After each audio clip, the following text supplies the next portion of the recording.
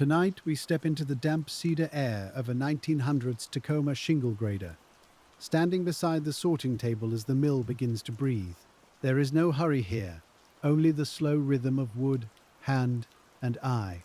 The morning is still blue outside the high windows, and the yard beyond the mill smells of rain, sawdust, salt water, and the deep, clean scent of western red cedar. You can feel the cool boards under your boots, faintly rough from old splinters and tracked in mud, while the belts overhead wait with a loose, sleepy sag. We are in Tacoma, near the tide flats and rail lines, where logs have come down from wet forests and shingles will leave in square bundles, bound tight for roofs in towns you may never see.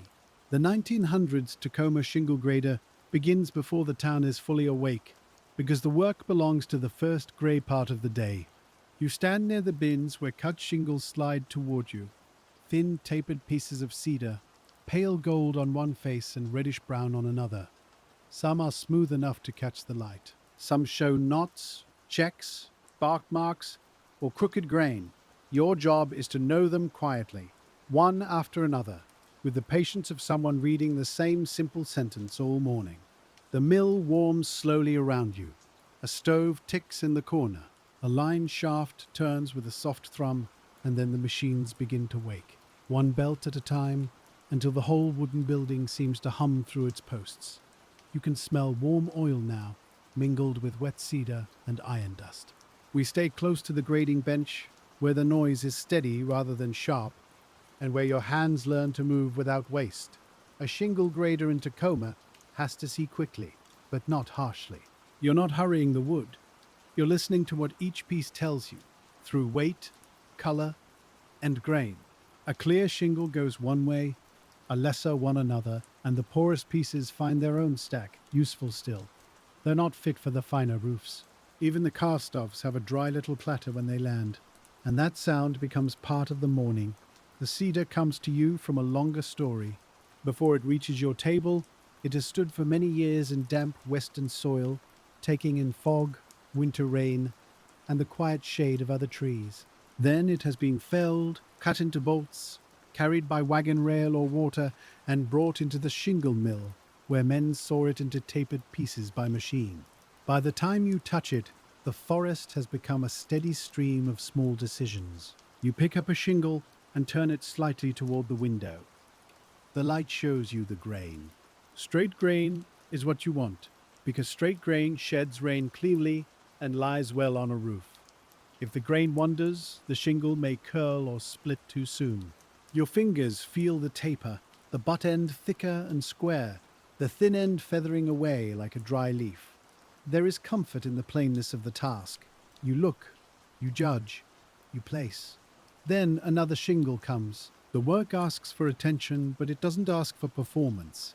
It lets your mind settle into a low and steady track, like a wheel finding the same polished groove again and again.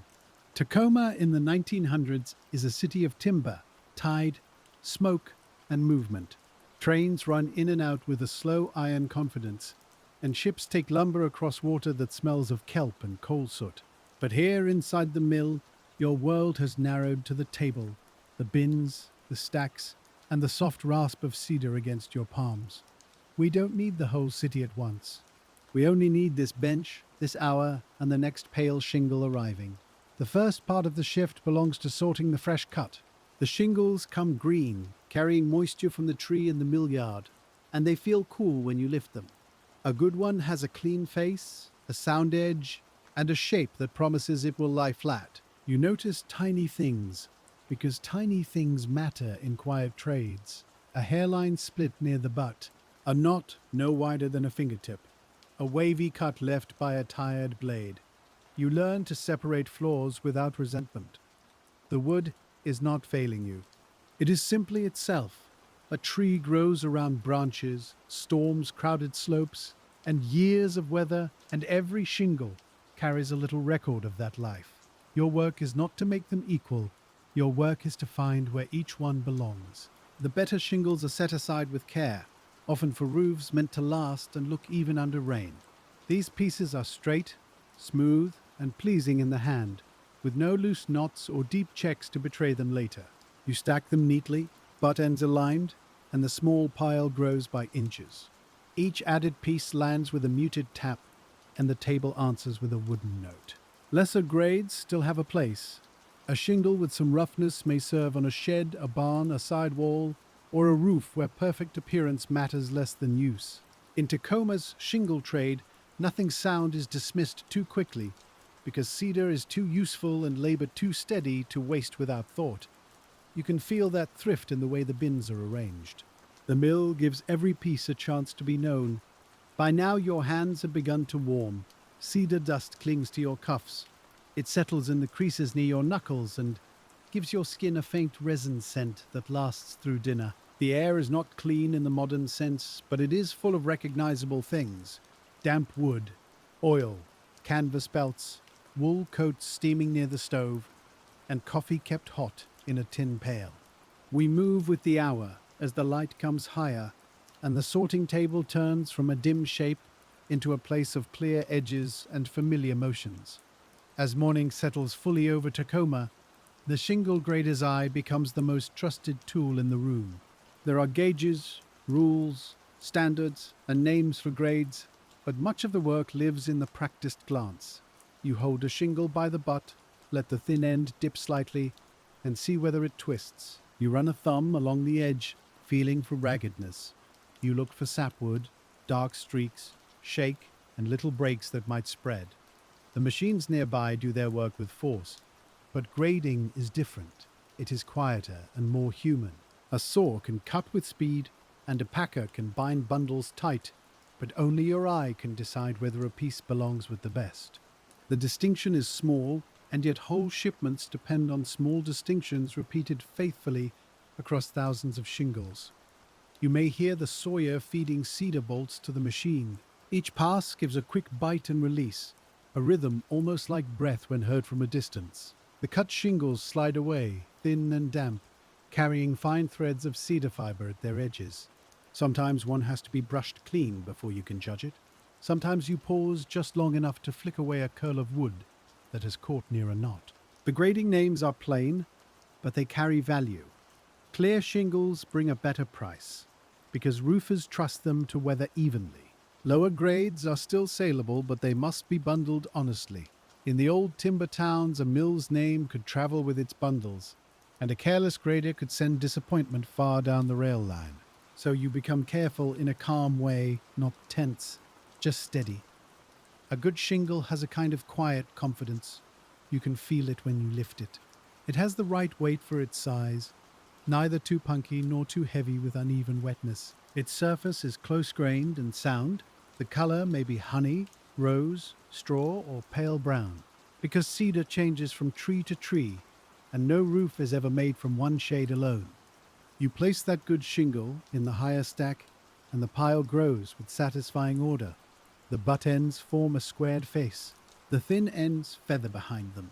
When the stack is ready, it will be passed along for packing, counted into a bundle, and tied or banded so it can travel without spilling open.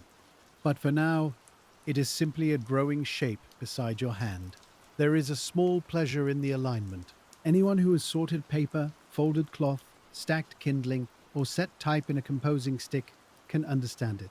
The world gives you uneven things, and you make an order that doesn't argue with their nature. You don't force the shingles to become what they are not. You only group them with their kin. The mill floor has its own weather. Near the doors, cold air slips in from the yard and moves around your ankles. Near the machinery, the air is warmer and carries the dry smell of friction. Above you, the rafters hold old dust and little shafts of light. Catch it when the sun finally lifts beyond the roofline. You breathe slowly because the day is long enough. A man passing behind you may speak only a few words. Another may nod toward a stack that needs moving.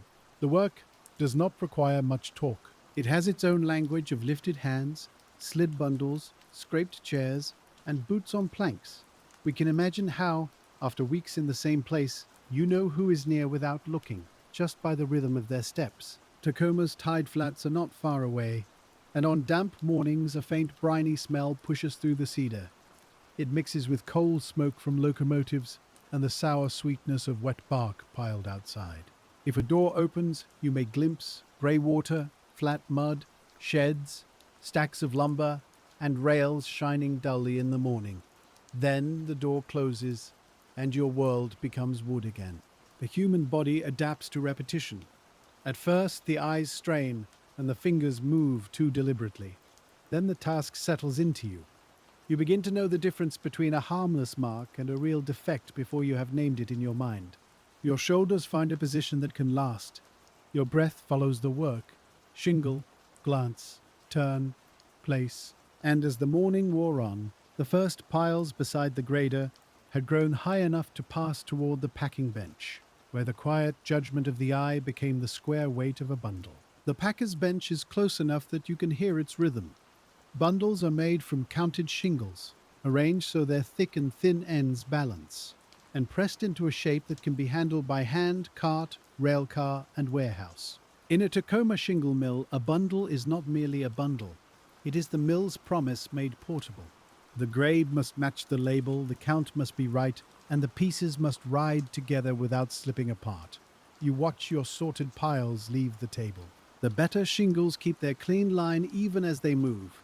The lower grades show more variety, rough edges, color changes, little knots like dark eyes in the grain. There is no shame in them. A practical roof, a chicken house, a lean-to, or a side shed may be glad of such wood. The world is built from many grades of usefulness. Your task remains where it has always been, at the point between cutting and packing. The cut is behind you. The shipment is ahead. You stand in the narrow place where judgment happens, and that place is quiet in its own way. Even with belts turning and saws working, there is still a hush around decisions made one by one. The grader's hands are often marked by the trade. Small slivers find the skin near the thumb. Cedar dust dries the fingertips. The cuffs of a shirt may turn pale from constant brushing against the bench. At midday, when you lift a cup or unwrap bread, you might notice the smell of wood rising from your own sleeves, as though you carry part of the mill with you. Lunch is simple. It may be bread, cold meat, cheese, an apple, or something wrapped in paper and tucked in a pail. You sit where you can, perhaps on a plank near the stove, or outside on a dry stack if the weather allows. The mill quiets a little, though it never seems fully silent. Even at rest, wood creaks, metal ticks as it cools, and water drips somewhere beyond the door. We can sit there with you for a moment, letting the hands rest. The palms remember the shape of shingles even when empty. Your eyes, after staring at grain all morning, may keep seeing lines in the boards underfoot, in the bench, in the cracks of the wall. Repetitive work leaves an after image. It follows gently, like the fading sound of a bell. Around you, Tacoma goes on with its larger noise. Wagons move through muddy streets. Trains breathe in the yards. Men on the waterfront call to one another in voices softened by distance and fog. But the shingle grader's noon is modest. You eat, warm your fingers, perhaps say a few low words about weather, pay, wood, or the dullness of a blade, and then the table waits again. There is dignity in returning to the same task after lunch. Nothing grand announces it. You wipe your hands, stand, and step back into place. The first shingle of the afternoon feels much like the last one of the morning, and that sameness can be restful. The day has a shape, and you are inside it. By midday, the light through the mill windows had shifted, and the Tacoma shingle grader returned to the table with a quieter eye, ready for the slower weight of afternoon work. Afternoon changes the sound of the mill before it changes the work. The belts seem a little looser in the warm air, and the cedar coming down to you feels less cold against the palm. Your shoulders know the height of the bench now, and your boots have found the worn places in the floorboards. We stay beside you as the shingles arrive, each one asking for the same quiet answer. The 1900s Tacoma shingle grader learns to read fatigue as carefully as grain. After lunch, the eyes can soften, and a knot may look harmless for a moment longer than it should. So you slow your hand by the smallest measure, not enough to halt the flow, only enough to keep the work honest. You lift, glance, turn, and place, letting the rhythm hold you upright without making you careless. Outside, the weather may have thickened into a pale Tacoma drizzle. It taps on the roof in a sound so fine it almost disappears beneath the mill's steady motion. When the door opens, damp air moves in with the smell of mud, horse leather, bay water, and bark. The cedar on your table answers with its own scent, clean and resinous, as though the forest has been brought indoors and asked to wait quietly. Some shingles show the saw's mood more than the trees. A blade that needs filing can leave chatter marks, little ridges you feel beneath your thumb. If the cut is poor, the shingle may still serve somewhere, but it cannot pass as first grade. You learn not to blame the sawyer, because every station has its own burden. The mill is one long chain of small responsibilities, and every link has to hold. When a stack grows too high, you shift it before it leans. The movement is simple, but it has to be done with care, because a fall of sorted shingles wastes time and scatters judgment across the floor. You slide both hands beneath the pile, feel the butt ends press into your fingers, and carry the stack to its marked place. The edges brush your sleeves with a dry whisper, though the wood still holds the morning's moisture. We can feel how the work enters the body by degrees. The wrist develops a turn that wastes no strength. The eye stops searching the whole shingle and moves at once to the places where flaws usually hide. The ear learns the difference between a good stack settling and a pile beginning to slip. None of this is written down in a book at the bench. It arrives through hours. Tacoma's shingle trade depended on such hours. The city was tied to cedar by rail, water, mill, and market, and the roofs of distant houses began as repeated gestures in places like this. You might never meet the carpenter who opens one of your bundles. You might never see the house that receives it. Yet each decision travels farther than your feet will go that day. A clear piece comes into your hand, long-grained and clean, with a color like weak tea in winter light. You turn it once and set it with the higher grade. The next one has a knot close to the edge, dark and tight, not ruinous, but enough to lower its place. Then a third has a split running too far from the thin end, and your hand knows it's been before your mind completes the thought.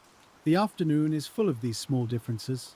A listener half asleep might think all shingles are alike, and from a distance they nearly are. But at the table, every piece has its own slight character, its own weight, scent, face, and weakness. You become tender toward difference, not sentimental, just aware.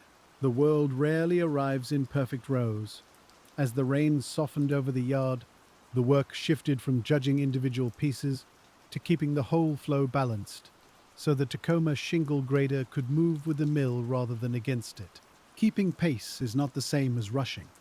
You watch the feed of shingles and the height of the piles, and you know when one grade is filling faster than another.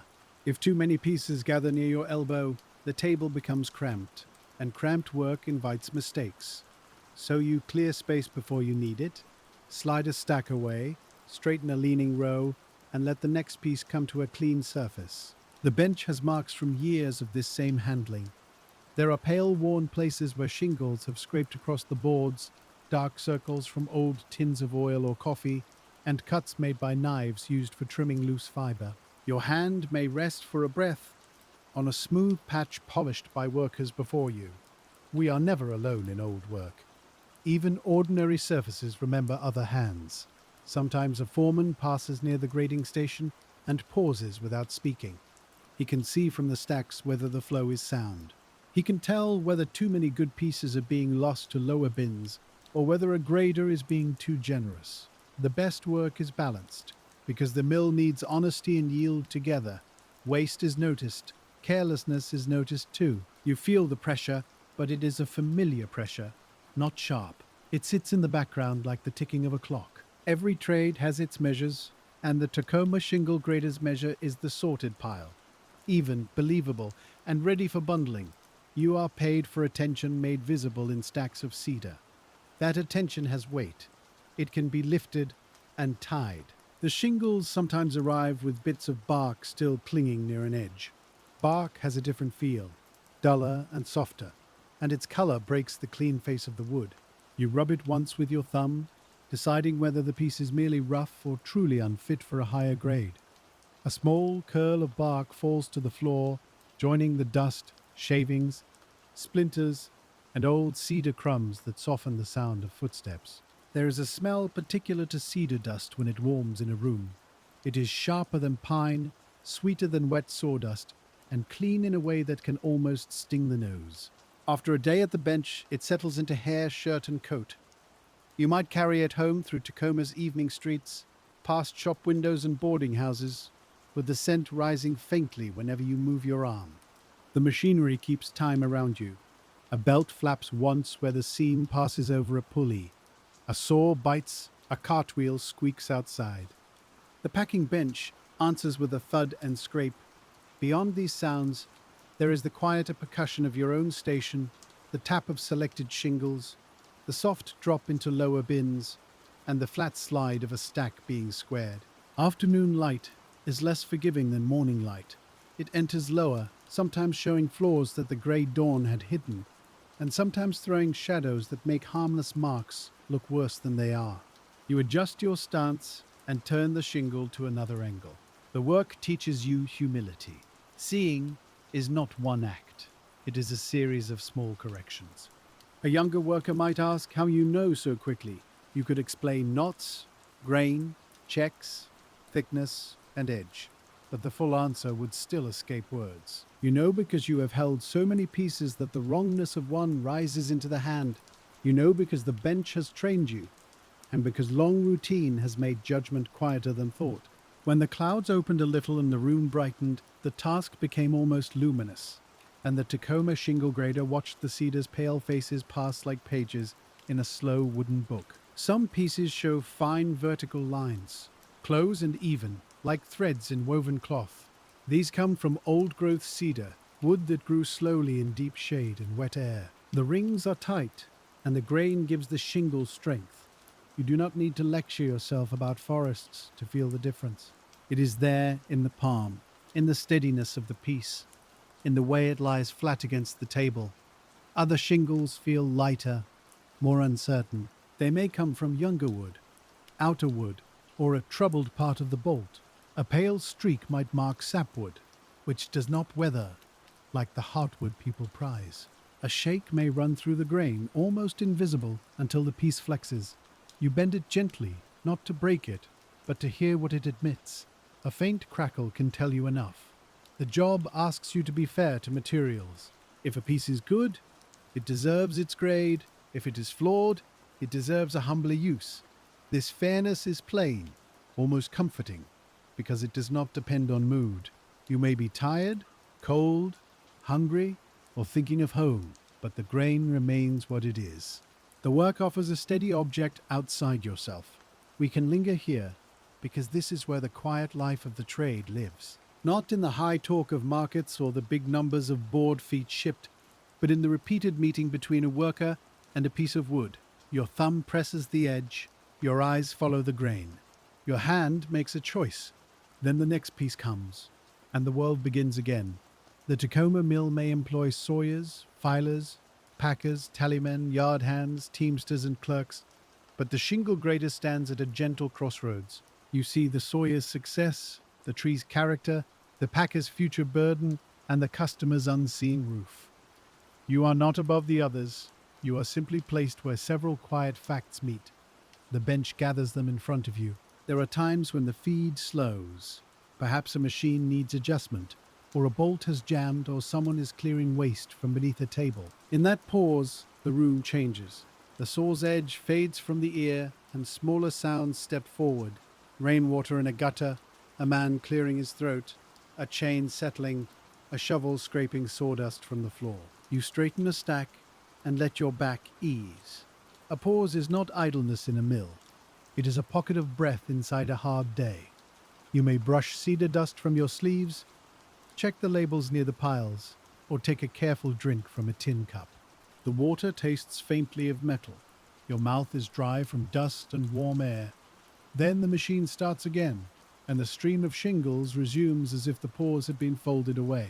The older hands know how to conserve themselves. They do not make grand movements. They don't lift twice when once will do. They turn with the feet rather than twisting the back too sharply. You learn by watching them. because old trades often teach through example more than instruction. A quiet worker's economy can be worth more than a full hour of advice. As the afternoon lengthened, the little pauses between machine runs became part of the day's rhythm, and we followed the Tacoma shingle grader from the judging bench toward the edges of the mill's wider world. The yard outside is a place of damp order. Cedar bolts are stacked in rows, bark dark from rain, their cut ends showing circles and stains like old coins. Waste wood lies in separate piles, some destined for fuel, some for kindling, some simply waiting to be hauled away. The ground is soft where wagons have passed, and planks make narrow paths across the mud. When you step out, the air feels cooler on your face. A Tacoma shingle grader may not spend much of the shift in the yard, yet the yard shapes everything that reaches the bench. Good bolts make easier grading. Poorly handled wood creates trouble before the saw ever touches it. If bolts sit too long in wet conditions, they may stain or soften. If they dry badly, they may check. The grader sees these earlier choices as marks on the finished pieces. You return indoors with dampness on your boots and cedar scent stronger after the outdoor air. The mill's warmth wraps around you again. The windows are cloudy with grime and moisture, and the panes turn the daylight a grey-yellow. It is not a beautiful room in the polished sense, but it has the beauty of use, the kind made from repetition, necessity, and things placed where working hands can find them. At your table, a new run of shingles waits. These may come from a different bolt, and the grain tells you so at once. The color shifts slightly, perhaps redder, perhaps paler, perhaps streaked in a way that makes you more cautious. We notice with you how the day renews itself through small variation. The task is the same, but the wood is never quite the same. The grading rules give shape to your attention. A clear face is not enough if the edge is weak. Good thickness is not enough if the grain runs out too sharply. A pretty color is not enough if a split hides near the thin end. The hand and eye work together, and neither one rules alone. You trust what you see, then confirm what you feel. Sometimes the shingles floor is almost beautiful. A knot may have a dark oval center and rings around it, like a tiny landscape held in cedar. A streak of color may run through the face like tea poured into water. But beauty and use are not always the same, especially on a roof that must shed rain through many winters. You can admire the mark and still send the piece to a lower grade. There is gentleness in that distinction. The world does not have to be perfect to be useful. A lower grade shingle can still keep weather from a wall, still cover a shed, still serve honestly in a place suited to its limits. The grader's work is partly to prevent false promises. A piece should not be asked to do what it cannot do. That is a calm form of respect. Back at the packing bench, someone squares a bundle by tapping its end against a block. The sound is firm and hollow. Another worker ties or bands the bundle so it will hold its shape. Labels or marks identify grade, length, and mill. The bundle becomes a unit of trade, but before that, it was 100 separate pieces under your hand, each one briefly known and then released. The Tacoma waterfront waits for such bundles. They may be loaded onto rail cars, carried to warehouses, or shipped south, east, or across water. Some will roof houses in rainy towns. Some will travel inland, where the smell of cedar may seem like a memory of forests the buyer has never seen. You do not need to imagine all of them. Still, the thought may pass through the afternoon like light through dust. By the time the yard had settled back into mist, the work inside felt warmer and smaller, and the Tacoma shingle grader returned again to the bench, where every journey began as touch. Toward the later afternoon, the body begins to count time in subtle ways. The lower back notices the boards.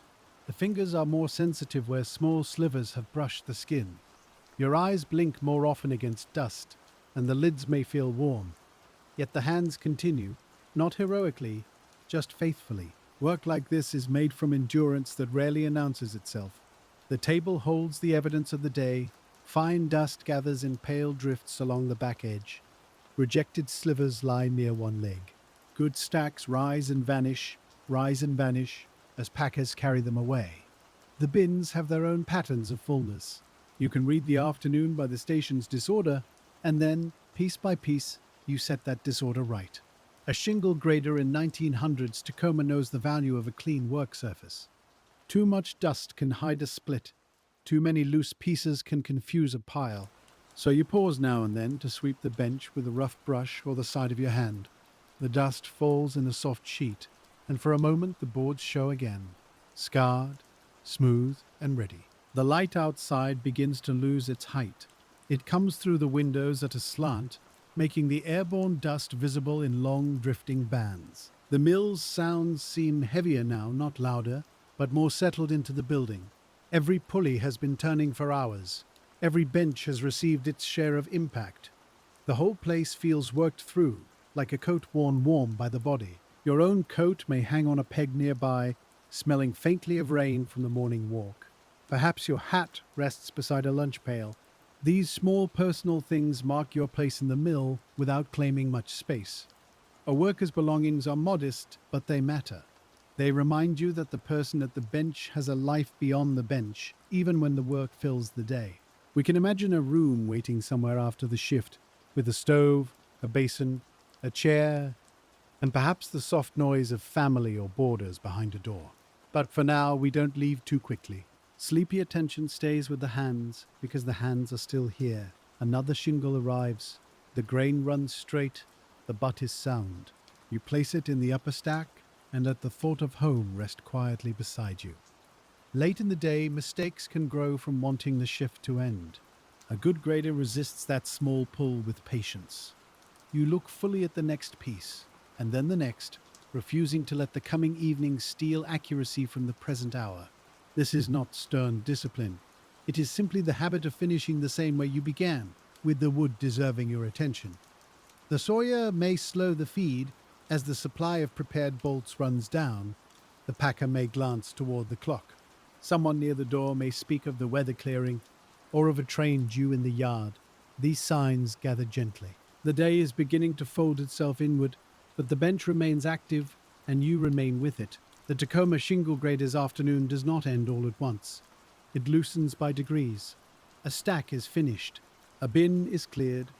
A tool is set where it belongs. The floor is swept near the station, not perfectly because tomorrow will make dust again, but enough that the place can rest. The mill is a cycle, and closing is only another part of the cycle. When the last full run of shingles came through, the work took on the careful feeling of evening, and we stayed with the Tacoma Shingle grader as the day began to put its tools away. The last shingles can feel strangely distinct. Perhaps it is only because you are tired, but each one seems to ask for a slower look. A clear piece goes with the clear, a rough piece finds its humbler place, a split piece lands softly where it can do no harm to a better bundle. The motions are familiar, yet the mereness of stopping gives them a final polish. At the packing bench, the last bundles are squared and tied. The sound of tapping ends against the block has a tired satisfaction in it.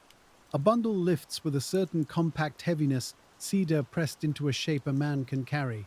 You can smell the fresh faces at the ends, sharper where the wood has been newly exposed. The labels or marks are checked, because evening is no excuse for confusion.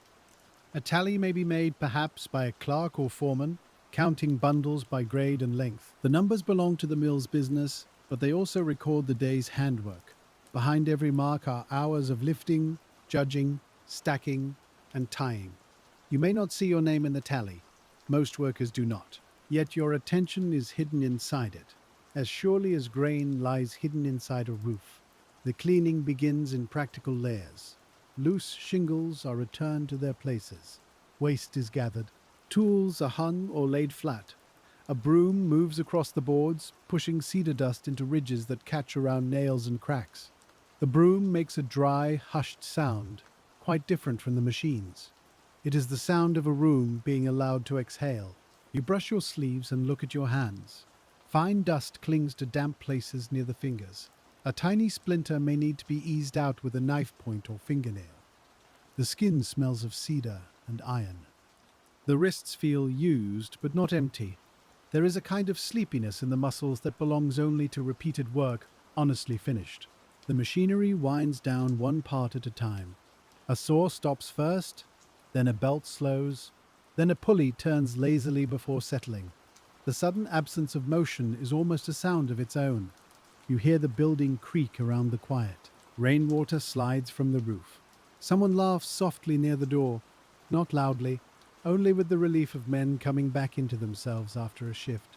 The Tacoma evening waits outside with damp streets and low light. The air beyond the mill is cooler, and after the enclosed warmth of cedar dust, it feels wide in the lungs. You might step down from the doorway to the yard and feel mud give slightly beneath your boot. The rail lines shine faintly. The stacked bundles sit ready, square and quiet, as if they too are resting before travel. We follow you only as far as the edge of the working day. There is no need to hurry into the night. The mill behind you still smells of cedar, oil, and warm dust, though its machines are still now. The grading bench stands with its piles cleared and its surface brushed. Tomorrow, new shingles will come to it, and the same old decisions will begin again. But before the door closes, there is another part of this life to notice, because the Tacoma shingle grader's work did not belong only to one day, but to seasons of rain, timber, wages, and patient skill. Winter gave the mill a different mood. The mornings were darker, the yard colder, and the cedar bolts wore a skin of wetness that soaked gloves and cuffs. You arrived with breath showing faintly, boots carrying mud, and shoulders hunched against the damp air near the bay. Inside, the stove became a small center of comfort, and workers lingered near it only as long as the work allowed. The shingle grader still stood at the bench, because roofs were needed in all weather. In winter light, floors could hide more easily, so you might angle the wood closer to a window or lamp. The cedar felt colder then, almost like stone at first touch, until your hands warmed from movement. The smell was deeper too, wet bark, fresh-cut heartwood, smoke, wool, and the faint sourness of damp clothing drying indoors. Rain shaped the trade in ways a dry place might not understand. Tacoma's roofs needed to shed water well, and cedar was valued because it resisted decay when properly chosen and laid. A clear, straight-grained shingle was not a luxury only for appearance. It was part of keeping rooms dry, keeping rafters sound, keeping household sleep undisturbed, while weather worked outside. Your careful grading traveled into that quiet protection. In colder months, lunch near the stove mattered more. A tin pail might hold something still faintly warm if wrapped well, or something cold that tasted better after the hands had thawed. Steam, lifted from coats, hung too close to heat. The floor stayed damp near the entrance. You could hear rain tapping, dripping, running from eaves and sometimes blowing against the walls in a fine, persistent hiss. The body works differently in cold weather. Fingers stiffen sooner, and the small turn needed to inspect a shingle may feel less natural at first. You rub your thumb against your palm, flex the joints, and continue. The work itself becomes warmth. Lift, glance, turn, place, stack, square, clear, begin again. The rhythm is plain enough to carry you through the greyest hour. We can feel how winter made companionship quieter. People did not need to speak much to share the relief of the stove or the annoyance of wet boots. A nod could say enough. A place made for labor often develops a spare kindness, not sentimental, but practical. Someone shifts a stack before it falls. Someone leaves room near the heat. Someone notices when a blade needs attention. In summer, the same Tacoma shingle mill became brighter and dustier. Doors could stand open longer, and the yard smelled more of sun-warmed cedar, dry bark, horses, and tar from nearby roofs or docks. The shingles felt lighter in the hand if they had begun to dry. Dust rose more readily. Sweat gathered at the collar. The work remained the same, but the air carried it differently. A summer afternoon at the grading bench could make the cedar scent almost sweet. Light struck the piles with a honey color, and the grain showed clearly. You might work with sleeves rolled, forearms dusted pale from the table. Outside, flies moved near the waste piles, and wagons creaked over drier ground. A whistle from the rail yard might sound sharper in clear air, traveling across the flats and through the open doors. Heat brought its own need for care. A tired eye in bright light can miss a fine split. A dry edge can feel sharper under the thumb. Dust in the throat makes a drink of water seem especially good, even when the cup tastes of tin. You pace yourself by the work, not by the wish to be done. The next shingle receives the same regard as the last. Season after season, The Tacoma Shingle grader learned that sameness is not emptiness. Rain alters the room. Sun alters the room. A new bolt alters the day. A dull blade, a careful sawyer, a hurried shipment, a quiet foreman, a pile of unusually fine cedar. Each one changes the texture of the hours. The work repeats, but repetition is full of weather. And as the seasons turn through the mill, we begin to notice the skill beneath the plain motion, the long learning that made the Tacoma shingle grader's judgment seem almost effortless. No one becomes a grader by merely being told the rules. The rules can be spoken in an afternoon, but the eye takes longer. At first, you may sort too harshly, afraid to let a flawed piece pass. Then perhaps you become too generous, seeing usefulness where the market expects a stricter grade. Slowly, through correction, example, and the feel of many shingles, the judgment settles into balance. An older grader might take a piece from your pile and hold it without scolding. He turns it once, points to the grain running out near the edge, and places it lower. The lesson is small and clear. Another time he may rescue a piece you lowered too quickly, showing that a mark is only surface stain, not weakness. In this way, the trade teaches humility by inches. You learn the local wood as well as the written standard. Cedar from one stand may be close-grained and fragrant, while another lot may show more knots or uneven color. Logs floated in salt water may carry different marks from those brought by rail. Storage, season, and cutting all leave traces.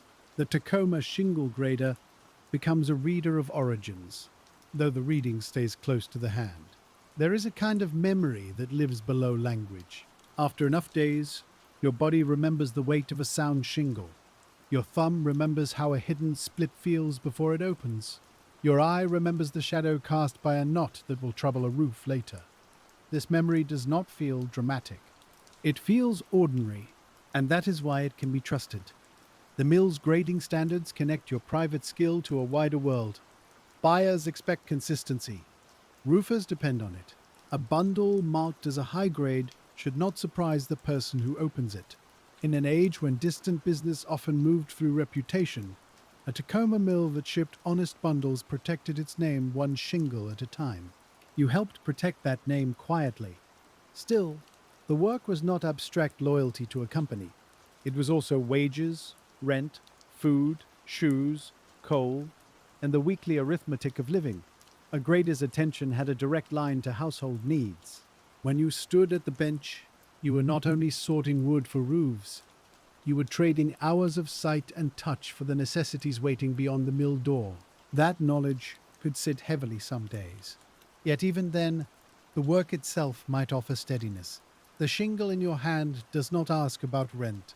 It asks only to be judged correctly. The table does not ask for speeches. It asks for order. In a life with many uncertainties, a task with clear motions can become a small refuge, even when it is tiring. We should not make the job prettier than it was. The mill was noisy, dusty, and hard on hands and lungs. The hours could be long, the pay modest, and the body worn by standing. But warm realism can hold both truths at once. The work was difficult, and it was also skilled. It was repetitive, and it was also attentive. It was ordinary, and ordinary things can be full of meaning. As skill gathered quietly through the years, the Tacoma shingle grader became part of a larger pattern, where forests, mills, roofs, and households were linked by countless small acts of judgment. The forest does not appear inside the mill as a green cathedral. It appears as bolts, blocks, grain, scent, and dust. Yet when you hold cedar long enough, you begin to sense the tree behind the piece. A knot marks where a branch once reached toward light. Tight rings show slow years. A dark stain may hint at water, soil, or age. The shingle is small, but its past is not. Western red cedar was prized because it split and cut well, resisted weather, and carried a scent people remembered. Long before Tacoma's mills, indigenous peoples of the northwest coast used cedar for houses, canoes, boxes, mats, clothing, and countless daily objects. The shingle mill belonged to a later industrial world, with saws, belts, markets, and railcars, yet the wood itself had been known as useful for a very long time. At the grading table, that long usefulness becomes immediate. You do not hold a history lecture in your hand. You hold a piece that must become part of a roof. Still, the older story lives quietly beneath the work. Cedar keeps rain away, cedar splits into thin forms, cedar carries warmth in color and scent. These facts made the mill possible before any ledger recorded a shipment. The Tacoma Shingle grader's task was narrow, but narrow tasks often sit inside wide systems. A logger's cut, a teamster's haul, a sawyer's feed, a filer's sharpened blade. Your judgment, a packer's binding, a rail worker's loading, a roofer's nail, all of these are hidden under the simple phrase, cedar shingles. We hear the phrase, and we might imagine a roof, but underneath the roof are many hands. You notice this especially when a piece bears a flaw from far upstream. A log cut too near a damaged section, a bolt left where water stood, a blade set imperfectly. All of it may arrive at your bench as a small decision. The grader is not the cause of these things, but the grader must account for them. You become, in a modest way, the place where earlier errors are sorted from later trust. Some days the wood is generous, the stream brings many clear pieces, and the upper stacks rise quickly. The work feels smooth then, almost companionable. Other days the cedar is troublesome, and the lower bins fill faster. You spend more time turning pieces, checking edges, and deciding where usefulness ends. The same hands do both kinds of day. The same bench receives both kinds of wood. We can rest in the fact that no worker controls the whole chain. You control your own part, and that is enough for the hour. This is one of the quiet lessons of old industrial work. A person may stand in a noisy room, surrounded by forces larger than themselves, and still practice care in the few square feet allotted to them. That care is small, but it is real. The smell of cedar makes the lesson easier to remember. It rises whenever a fresh stack is moved, whenever a butt end is squared, whenever a splinter breaks. It is clean, peppery, and warm. Even in dust and noise, it carries something of rain-soaked forests and peeled bark. The scent softens the room without making the work less real. When the wider chain of labor had passed through the grader's hands, the day returned again to the simple face of each shingle, and we came back to the bench where attention could be practiced without hurry. There are particular flaws you learn almost like familiar phrases. A check is a split along the grain, sometimes fine as a thread, sometimes open enough to catch a fingernail. A knot may be tight, loose, small, or placed where it weakens the piece. The grain may run out toward the edge, leaving the shingle likely to break. The thickness may be uneven, making it lie badly when nailed. You do not recite these terms with stiffness while you work. You see them and respond. A check near the thin end may matter less than one near the butt. A small mark on a lower portion may be acceptable for one grade and not another. The rules have room for judgment because wood is alive in its variation, even after it has been cut. Your task is to hold the rule and the piece together. A clean shingle gives a different pleasure. Its face is untroubled, its grain straight, its taper even. You can imagine rain running down it in silver lines, then dropping from the roof edge without finding a place to linger. That imagined roof is not dramatic, it is simply dry beneath a rainy sky. And many people have slept better because ordinary materials did what they were meant to do. You stack the better pieces with butt ends facing one way. The pile has a squared front, almost like a low wooden wall. Each shingle adds a fraction of height, and the growing pile gives the eye a quiet satisfaction. The lower stacks grow too, more uneven in color and face, but still orderly. Sorting does not mean loving only perfection, it means giving each piece a truthful place. The floor beneath the bench collects the day's evidence. Fine curled shavings look like pale ribbons. Broken ends lie dark where moisture shows. Cedar dust softens footprints. If you shift your stance, the boards answer with a creak you have heard hundreds of times. The body takes such sounds into itself and stops separating them from thought. They become the room's breathing. From time to time you rub your palm against your trousers to clear dust or moisture. The cloth grows rougher through the day. A sleeve edge may catch on a splintered corner of the bench. The small irritations are part of the work. Noticed and then absorbed. You make a slight adjustment, move a stack, shift your feet, and continue with the next shingle. We stay close enough to hear the wood. Not the saw now, not the cart, not the foreman, but the small sound of one shingle touching another. It is a dry, flat note, softer when the wood is green, sharper when the piece is dried. After a while, the ear can tell whether a stack is straight by the way it settles. The job belongs to more senses than sight. The Tacoma shingle grader may not think of the work as meditative. That is a later word, perhaps too polished for a dusty mill. But the conditions are there: repetition, focus, touch, breath, and a present object that returns again and again. You cannot grade tomorrow's shingles yet. Yesterday's are already bundled. The one in your hand is enough. As the bench filled and cleared, the afternoon taught its plain lesson again, that patient work is often made from returning gently to what is directly before you. In a mill town, time can be heard through whistles.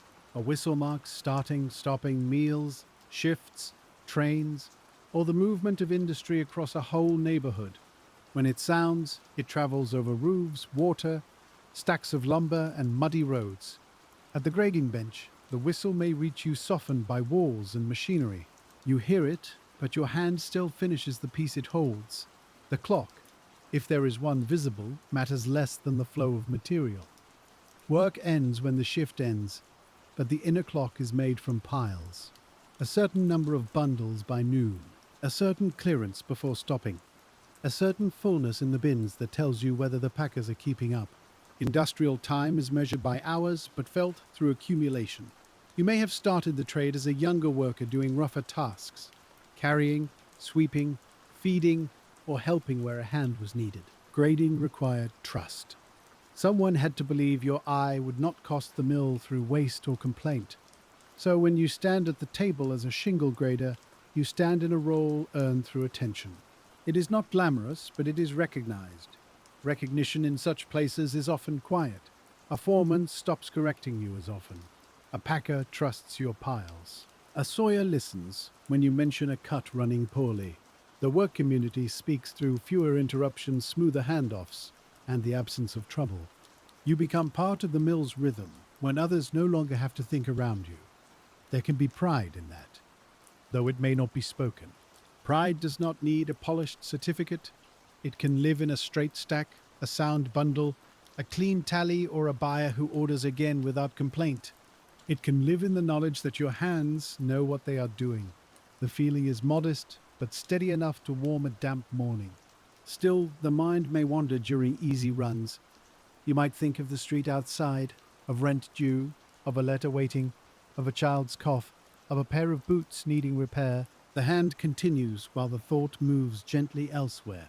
Then a troublesome shingle brings you back, and your attention returns without alarm. The work allows small wanderings, but it calls you home. We can imagine the radio had not yet become the common household companion it would later be, and the mill's own sounds filled the day instead. Human voices, belts, saws, carts, rain and wood made the soundtrack. A tune might be hummed under the breath. A line from a popular song might pass between workers, then it fades, and cedar takes over again. The Tacoma shingle grader lives in a world before many later protections and conveniences. The job is harder because of that, and the body bears more of the cost. Yet the daily routine still contains small forms of shelter, a familiar bench, a known task, the smell of cedar, the shared timing of meals, the relief of a shift ending. Human beings have always made little islands of habit inside demanding places. When the whistle and the piles both told the same story, the day moved towards its final stretch, and the Tacoma shingle grader listened for the slower rhythm that comes before stopping. The final stretch is careful because endings can scatter attention. The body wants to lean toward the door, but the table asks for the same exactness. You square the stack nearest your left hand. You clear the lower bin enough that no piece lies across another grade. You look at a questionable shingle once more, because the cost of a second glance is small, and the cost of a wrong bundle can travel. Evening light can make cedar glow in unexpected ways. A piece that looked plain at noon may show reddish warmth near the butt. Another may look grey where moisture has risen to the surface. You turn them into the light and let the eye settle. The mill's windows are not clean, but they give enough. Work has often been done by enough light, enough heat, enough time, enough strength. There is a tenderness in enough. The bench need not be fine furniture to serve you. The stove need not heat every corner to give comfort. The meal need not be elaborate to steady the hands. The day need not be easy to contain moments of satisfaction. A stack of shingles, properly sorted, can be enough evidence that you were present and useful. The packers call for another stack, and you pass it along. Their hands take up where yours leave off. They count, reverse, align, and bind, making the loose decisions into a firm unit. A bundle has a different sound from a single shingle. It thuds when set down. It scrapes when dragged. It carries the combined scent of many fresh surfaces pressed together. A cart may be brought close for the finished bundles. The wheels bump over uneven boards. Someone lifts with a soft grunt, and the bundles are stacked for storage or shipment. The labels face outward if someone is careful. Outside, the yard darkens in the low Pacific light. The rain may have stopped, leaving everything wet but still. With the smell of cedar stronger in the damp, you sweep under your bench in slow strokes. The broom gathers dust and slivers into a small ridge. Some pieces are too long for the broom and must be picked up by hand. A broken shingle end feels rough and light, no longer part of the graded flow, only waste or kindling. You set it aside, and the floor looks a little more like a floor again. The body often notices quiet after noise more deeply than it notices silence by itself. When the machines slow, your ears seem to open. You hear someone latch a door. You hear water dripping from the eaves. You hear the small rasp of your own sleeve as you reach for your coat. These sounds are gentle because they come after the long thrum of the day. We stand with you in that aftersound, not rushing past it. The bench is nearly clear. The piles have been claimed. The air still holds dust, but it is settling now. Your hands are tired, and the tiredness has a shape. Fingers, wrists, shoulders, lower back. The shape belongs to the work you have done. It is a record the body keeps until sleep loosens it. Before leaving, you may glance once at the grading station, not ceremonially, only by habit. A worker wants to know a place is ready for morning. The brush lies where it should. The table is clear enough. The bins are not confused. Tomorrow's first minute depends on tonight's last small acts. So even the end of the day contains the beginning of another. As the mill settled toward evening, the Tacoma Shingle grader carried the scent of cedar away from the bench, and the quiet work followed in the hands even after the tools were still. The walk home through Tacoma might pass stacked lumber, low sheds, muddy crossings, and lamps beginning to glow in shop windows. The city's air is mixed, salt from the bay, smoke from stoves and engines, damp wool, horses, wet earth, and the cedar clinging to your clothes.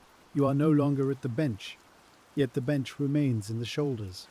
The hands may flex without thinking, repeating the motion of turning a shingle. A worker after a shift often becomes quiet. Not empty, just used. You may listen more than speak, because the mill has filled your ears all day. The street sounds arrive separately now. A wagon wheel, a distant whistle, a door closing, footsteps on wet planks. Each sound has space around it. After the close room of machinery, the outside world can feel broad and cool. If you pass a roof of cedar shingles, you may notice it differently from other people. You see the courses, the overlap, the way rain will travel downward. You may judge the quality without meaning to, noting whether the shingles lie flat, whether the exposed edges are even, whether a careless piece has curled. The trade changes what the eye rests upon. Ordinary roofs become quiet pages of information. At home or in a boarding room, the smell of the mill may arrive before you do.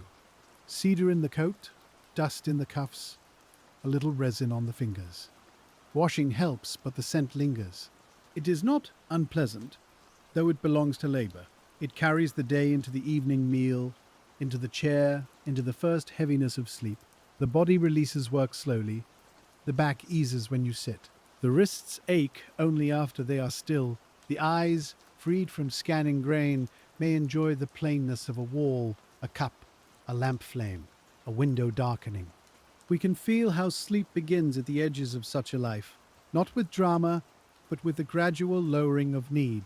Nothing more must be graded tonight, yet tomorrow will return. That is part of the comfort and the burden. The mill will need hands again. Cedar will arrive again. The table will collect dust again. The Tacoma shingle grader will stand in the familiar place and begin the old sequence. Lift, glance, turn, place. A life is made from many returns, and not all returns are heavy. Some nights, rain may fall steadily on cedar roofs across the city. It taps, runs, gathers, and drops, while people sleep beneath the work of loggers, sawyers, graders, packers, haulers, and roofers. The sound is soft from inside a room. A person lying warm in bed may never think of the grading bench, but the bench is there in the roof's quiet service. That thought asks for no recognition. It simply rests. Much of the world that keeps us dry, fed, warm, and sheltered was made by people whose names did not travel with the object. A shingle grader's care disappears into use. The better the work, the less it calls attention to itself. A roof that does its job becomes background, and background can be a merciful thing. When night closed over the tide flats and the cedar roofs darkened with rain, the Tacoma shingle grader's day was hidden inside the town's shelter, quiet as grain beneath the weather. In the morning, the mill's first sounds return before full daylight. A key in a lock, perhaps, or a door pushed open against swollen wood. Footsteps cross the floor. Someone tends the stove. Someone checks a belt. The air is cold at first, and yesterday's cedar scent remains in the room, faint but unmistakable, waiting beneath the sharper smell of new cutting. You arrive and take your place near the grading bench. The surface is clear enough because of last night's care. That small gift from your past self steadies the beginning. You set down your pail, hang your coat, rub your hands together, and look toward the place where the first shingles will slide. We are back in the same room, but it is not quite the same day. A fresh run begins. The first pieces come irregularly, then more steadily. Your eyes adjust to the light, and your fingers remember before they are fully warm. The first good shingle lands in the upper stack. The first rough one goes lower. The first flawed piece makes you pause. Morning judgment is careful because the mind is still entering the rhythm and the body is still leaving sleep behind. Outside, Tacoma's sky may be low and pearl grey. The bay is hidden beyond sheds, rails, and stacks, but its dampness comes through everything. The mill yard smells of bark soaked overnight. A gull may call somewhere near the water, thin and distant, almost lost under machinery. Inside, the cedar answers with a warmer smell, released as the saws open fresh faces. The day's first hour has a softness that later hours lose. People speak less. The machines have not yet heated the room fully. The dust has not yet risen into every corner. The stacks are still small and hopeful. You can see the bench clearly. You can feel the possibility of order before the day has complicated it. A Tacoma shingle grader in the 1900s did not work in isolation from market demands, but the first hour still belonged to the immediate task. Buyers, prices, shipments, and ledgers were distant things compared with the next shingle. This is one reason the work suits a sleepy tilling. It narrows the world to what can be touched, smelled, heard, and placed. You lift a piece with a pale face and straight grain. The thin end is delicate, almost translucent at the edge, and the thicker butt feels cool against your fingers. It has no knot, no check, no twist. You set it down with the clear grade. The sound is soft and exact. Another follows, and another, until a stack begins to show its squared front. Not every run is so kind. Soon a shingle appears, with grain wandering toward one edge. Then, one with a dark knot tight enough to hold, but too visible for the finest sorting. Then, one with a little split that opens when you flex it. Each decision returns you fully to the bench. This is how the day gathers itself, one small judgment at a time. As morning strengthened and the first chill left the boards, the Tacoma shingle grader settled into the practiced rhythm where thought, hand, and cedar moved almost together. The practiced rhythm is never mindless. It is simply quiet. You do not need to stop and name every feature because your eye moves across the shingle in a path it knows well. Face, edge, butt, taper, grain. The hand turns the piece just enough, the wrist lowers, the shingle joins its pile. Then the table offers another. If someone watched from the doorway, they might see only sorting. They might miss the little hesitations, the quick corrections, the almost invisible shifts of judgment. A grader's skill can be hard to admire because it tries not to draw attention. It succeeds when the piles look obvious. It succeeds when no one downstream has to wonder what was meant. There are days when the mill receives cedar of unusually fine quality, and the work takes on an almost generous mood. Clear pieces come often, and the higher stack rises with easy regularity. The grain runs straight and close. The color is warm.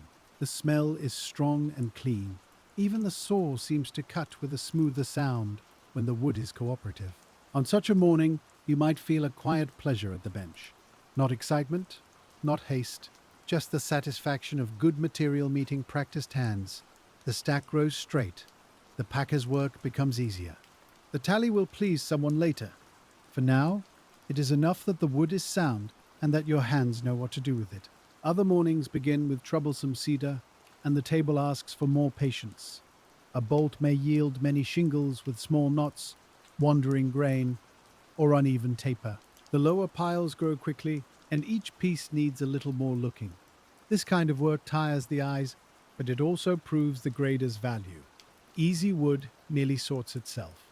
Difficult wood needs you. We can feel the difference in the body. Good runs create a smooth pace, while troublesome runs create tiny stops and starts. The wrist turns more often, the thumb tests more edges, the eyes narrow toward fine splits. The shoulders may tighten without being noticed. Then you breathe, shift your feet, and let the next piece be only itself, not part of your frustration. The mill does not stop because a run is poor. It continues, practical and indifferent. The job is to maintain fairness, not mood. That may be one of the deepest forms of patience in repetitive work. You give careful attention to what is disappointing, not only to what pleases you. You sort the rough pieces with the same honesty as the fine ones. A faint line of dust forms along the cuff of your sleeve. Each time your arm crosses the table, it gathers more. Your fingers become dry at the pads. The smell of cedar grows stronger as fresh piles rise. The room warms around the machinery, and the early chill retreats into corners near the door. The day is fully underway now. By the time the morning had found its full pace, the Tacoma Shingle grader was no longer beginning, but dwelling inside the work, where each repeated motion made the room feel known. To dwell inside work is to stop measuring every minute. You know where the brush lies without looking. You know how far to reach for the upper stack. You know the sound of a pile that is squared well enough. The bench becomes an extension of habit, and habit becomes a kind of quiet shelter. It holds you when the hours are long. The shingle mill's architecture supports the routine in simple ways. Windows are placed for light, though not always clean light. Benches stand near the flow of material. Waste bins sit where scraps can be dropped without crossing the room. The stove is somewhere near enough to matter, but never so near that everyone can stand beside it. The building is arranged by use, not ornament. Use has its own grace. A handle worn smooth by many hands can feel more welcoming than polished brass. A table scarred by years of shingles can be more beautiful than a new one, because every mark belongs to a purpose. You stand amid such marks all day. They do not ask to be admired. They simply make the work possible. The Tacoma Shingle grader's clothing is part of the scene too. Heavy trousers, a work shirt, suspenders perhaps, boots with soles thick enough for wet yards, and sleeves that can be rolled or buttoned as the temperature changes. Nothing is ornamental. Cloth holds warmth, resists splinters, and suffers dust. By evening, it carries proof of the shift in smell and texture. Hands are the truest tools. They do not replace the eye, but they complete it. A thumb can find roughness that light misses. A palm can sense dampness. Fingers can detect a twist by the way a shingle rocks against the stack.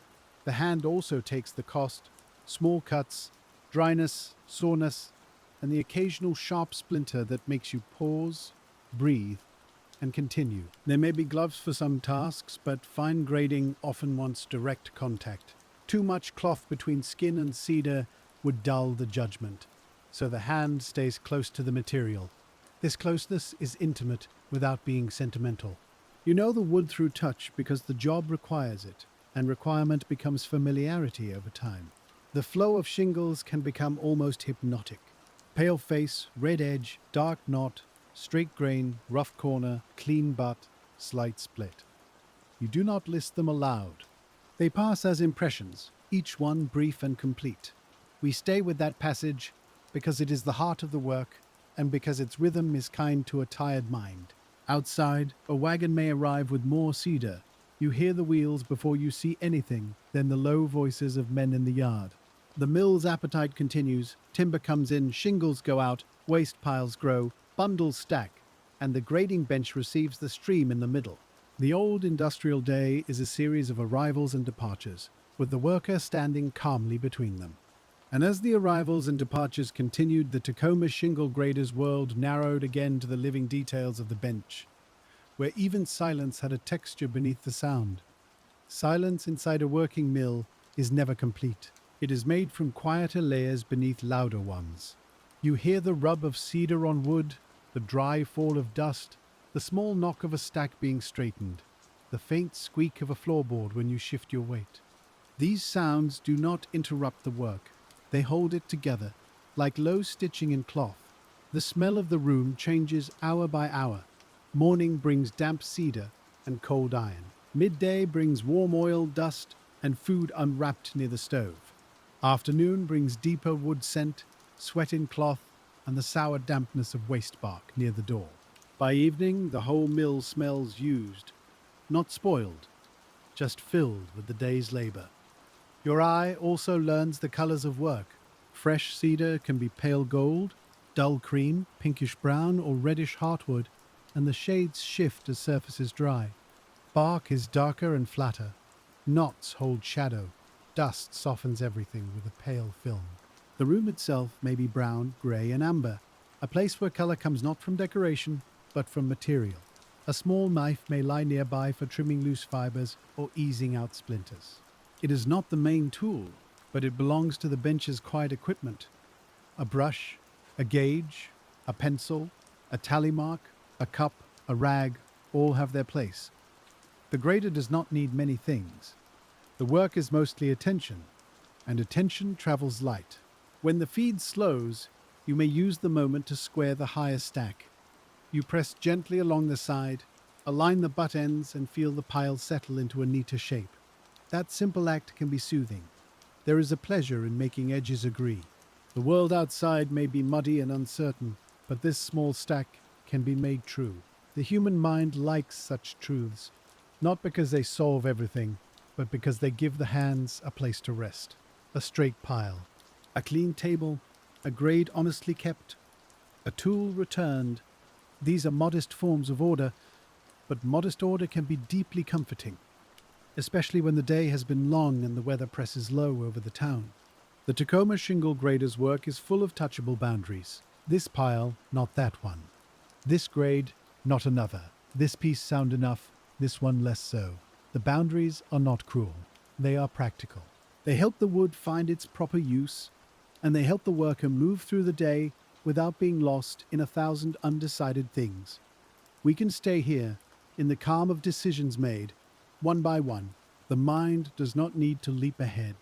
The next shingle is already arriving. Its face is clean, but the edge asks for a second look. You turn it into the light, feel the grain with your thumb, and set it where it belongs, gently, accurately, without fuss. When the table cleared for a brief noon pause, the Tacoma Shingle grader carried the rhythm of sorting into the stillness, and even rest seemed shaped like the work. During the noon pause, the mill becomes more human. Without the full force of machinery, voices appear in the room, low and ordinary. Someone talks about rain coming in from the west. Someone mentions a shipment. Someone unwraps bread and meat. Tin cups knock softly against pails. The stove gives off a dry heat that smells faintly of ashes and warm metal. You sit with your hands open, letting the fingers relax from their curved working shape. Cedar dust remains in the lines of the skin. A small red mark near the thumb shows where a sliver brushed too sharply. The food tastes plain and good because the body has earned it. Bread, cheese, meat, apple, coffee, whatever the day provides, each bite belongs to the pause. The Tacoma Shingle grader may talk little at lunch, and that feels natural. Work with constant noise can make quiet company pleasant. You listen to others, watch steam rise from a cup, and feel warmth return to the hands. The bench waits nearby, visible but not demanding for these few minutes. It will ask again soon enough, and you will answer. Outside the open door, if weather allows it, the yard rests under midday light. Cedar bolts lie dark and damp in their rows. Finished bundles sit under cover, squared and ready. A cart stands with its shafts lowered. Beyond that, Tacoma moves in its own practical way, with rail cars, water, smoke, and streets carrying people through errands and labor. Lunch ends without ceremony. A pail closes. A cup is set aside. A coat is adjusted. Men stand, stretch once, and return to stations. The machines begin again, and the room's human sounds fold back under industrial rhythm. You step to the grading bench, and the first shingle after the pause feels cool, as if it has been waiting with patience of its own. The afternoon is often the truest test of steadiness. Morning has freshness, evening has the pull of ending. Afternoon has length. It asks you to continue without novelty, to care when the day feels already known. You let the task become narrow again. Grain, edge, face, taper, stack, bin, stack, bin. The routine receives you. There is relief in not needing to invent the afternoon. The work is already there, and the body knows its place within it. You do not have to decide who to be at the bench. You are the grader. You look carefully. You sort honestly. You keep the flow clear. The identity is simple, and for a few hours, simple can be enough. As the afternoon resumed its steady course, the Tacoma Shingle grader moved back into the stream of cedar, where each piece carried both the forest's irregularity and the mill's need for order. The forest's irregularity is never fully erased by machinery. Saws make shapes more uniform, but they cannot make the grain run straight where it has grown crooked. They cannot remove a knot without leaving absence. They cannot turn young wood into old growth. The grader sees what the machine cannot fix. This gives the roll its quiet seriousness. A shingle with a slight cup may still lie well if used properly, but one with a twist may trouble a roof. A small, tight knot may be acceptable in one grade, while a loose knot lowers the piece at once. A thin end cut too fragile may break before it ever reaches a roof. You learn these distinctions until they feel less like rules and more like common sense. Common sense in a trade is usually experience made invisible. Someone new may think it's simple because the answer seems obvious after you give it. But obviousness is often the result of many corrected mistakes. You remember pieces you misjudged early on. You remember being told to look again. Those memories sharpen the present without needing to speak. The afternoon feed brings a mixed lot. Some shingles are fine enough to make the upper stack rise quickly. Others demand caution. A dark streak leads you to turn the piece. A rough edge makes you test the fiber. A small split sends the shingle lower. Nothing is wasted emotionally. You do not sigh at each flaw. You simply place it. This emotional economy matters in long work.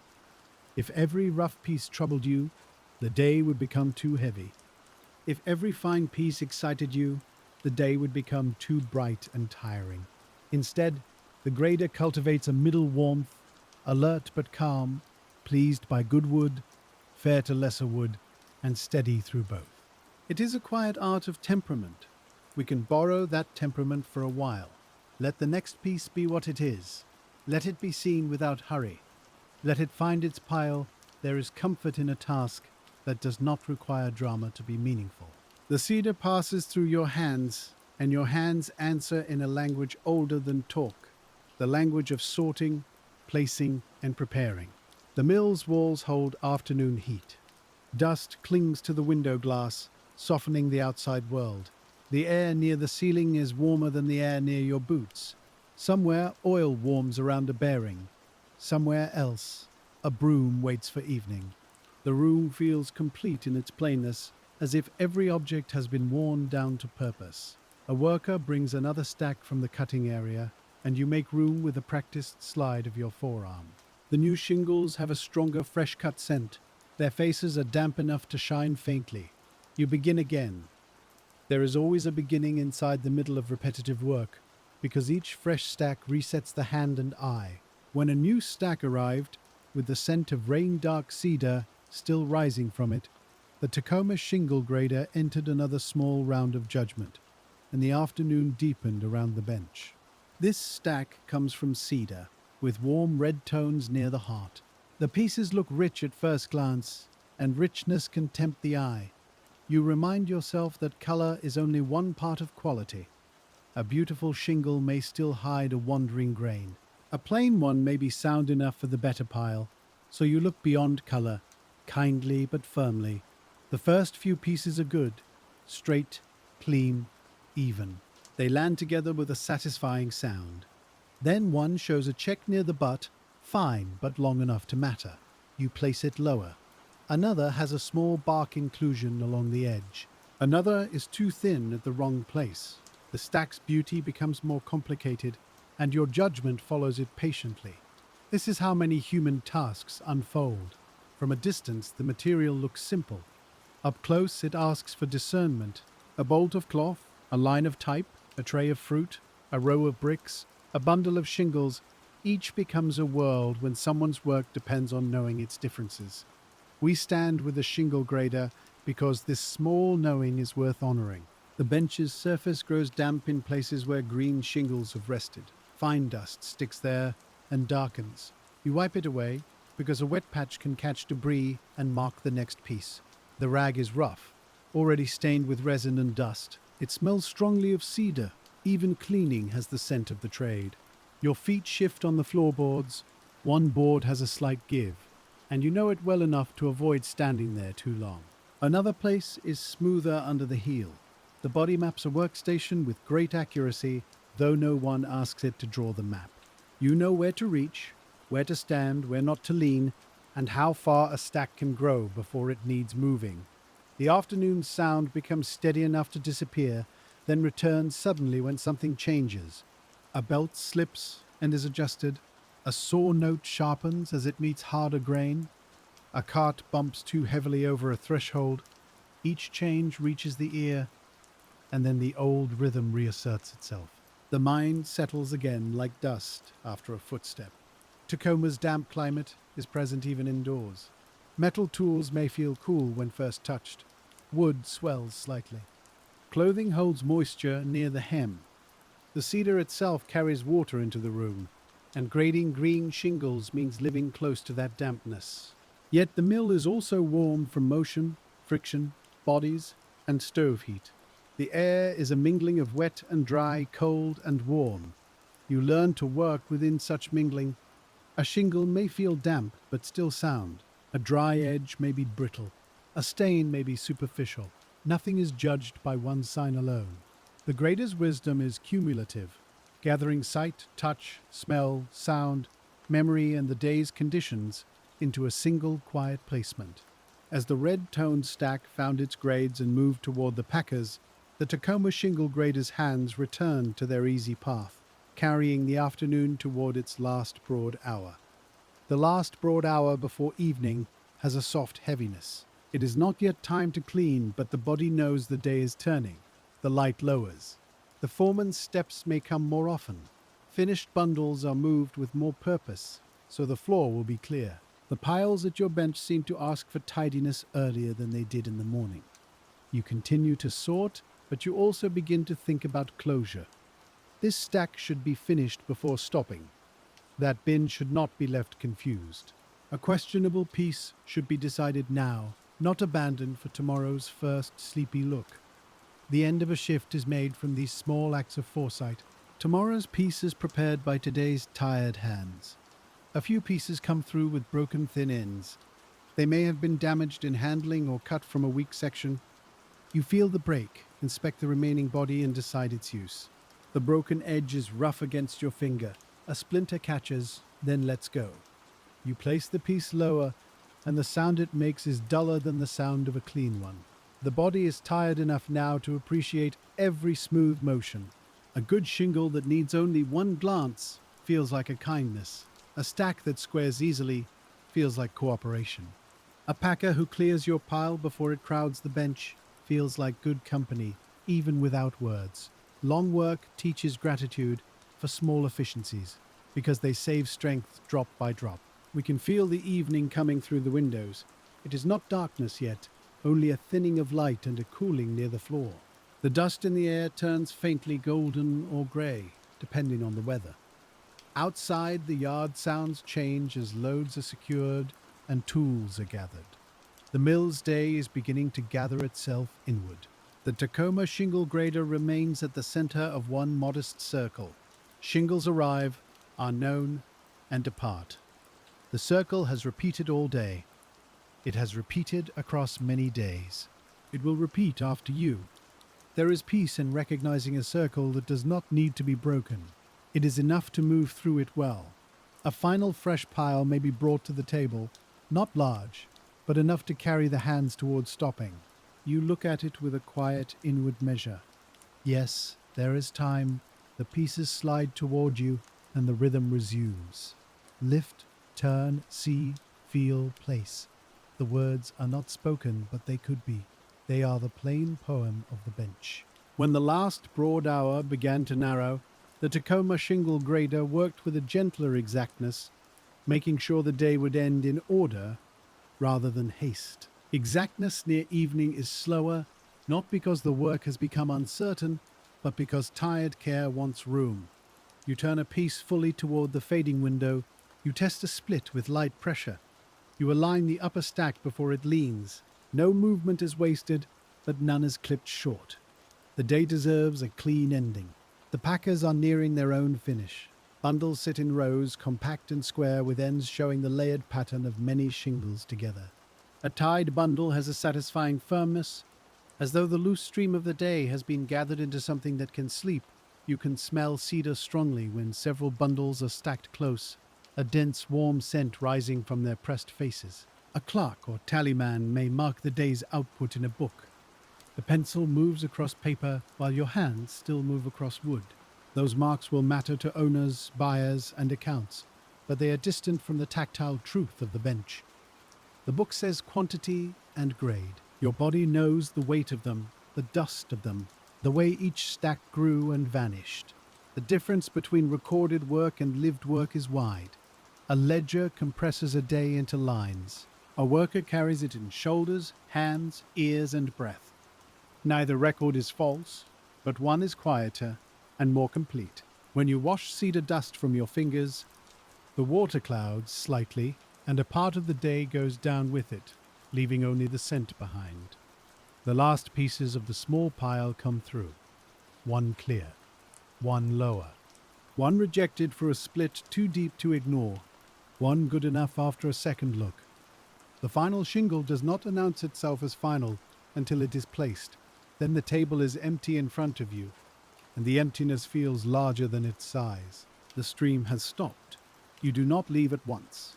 Ending has tasks. You square the remaining piles for pickup. You brush loose dust from the table. You check that no higher grade piece has slipped into the wrong place. You clear a broken fragment from the floor near your boot. The motions are practical, but they also calm the mind, because they turn labor into rest by degrees. The mill's noise lowers around you.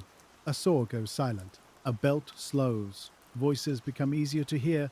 Someone coughs. Someone sets down a tool with more weight than intended. The building creaks in the new quiet. Outside, a wagon shifts, and a harness ring gives a small metallic sound. Evening has entered the mill not as an event, but as a soft reduction. As the machine slowed and the grading bench cleared, the Tacoma shingle grader stepped into the hush after labor, where every settled tool seemed to hold the shape of the day. The hush after labor is full of traces. Dust hangs in the air, but no new dust rises. The bench is scarred, but no shingle crosses it. The bins hold their sorted contents, waiting for final handling. The stove ticks quietly. The walls seem to listen after hours of vibration. You stand there with your hands at your sides and feel how strange stillness can be after motion. Cleaning the station is humble work, but it matters. A broom gathers the floor's pale scatter. A brush clears the table's back edge. Loose pieces are returned or discarded. The small knife goes where it belongs. The rag is folded or left near the bench, stiff with drying resin. Order does not have to be perfect. It only has to be ready. Your coat feels heavier when you put it on, perhaps because the body beneath it is tired. The fabric carries the morning's dampness, the noon's warmth, and the cedar dust of the whole shift. You lift your pail, you check the floor near your station once more. There is a habit in that glance, a final assurance that nothing obvious has been left wrong. Other workers are doing the same in their own areas. The sawyer clears waste. The packers finish a last bundle. Someone shuts a door against the evening air. Someone banks the stove or tends to what must remain warm. The mill becomes a collection of closing gestures, each person returning a small part of the larger room to rest. We walk with you toward the doorway. The outside air touches the face first, cool and damp, carrying the bay and the darkening yard. Behind you, cedar scent remains in the building, but some of it comes along in your clothes. The yard is quieter now. Bundles wait in stacks, bolts wait for morning. Mud holds the marks of wheels and boots like a soft ledger of the day. The sky over Tacoma may be low, with a pale band of light near the west if the weather has opened. Rails gleam faintly. Smoke drifts from chimneys and engines. The mill's walls stand dark behind you, plain and necessary. It is not a place made to be admired from afar, but from within, it has given the day a structure, and that structure has carried you. You might hear the last settling sounds through the open door before it closes. A chain moving slightly, a board creaking, a tool shifted into place. Then the door shuts, and the mill's interior becomes a dark room full of cedar, iron, benches, belts, and quiet dust.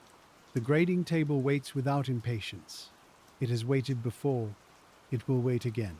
And as you step away from the mill, the Tacoma Shingle grader's work continues only as scent, tiredness, and the faint remembered motion of turning cedar in the hand.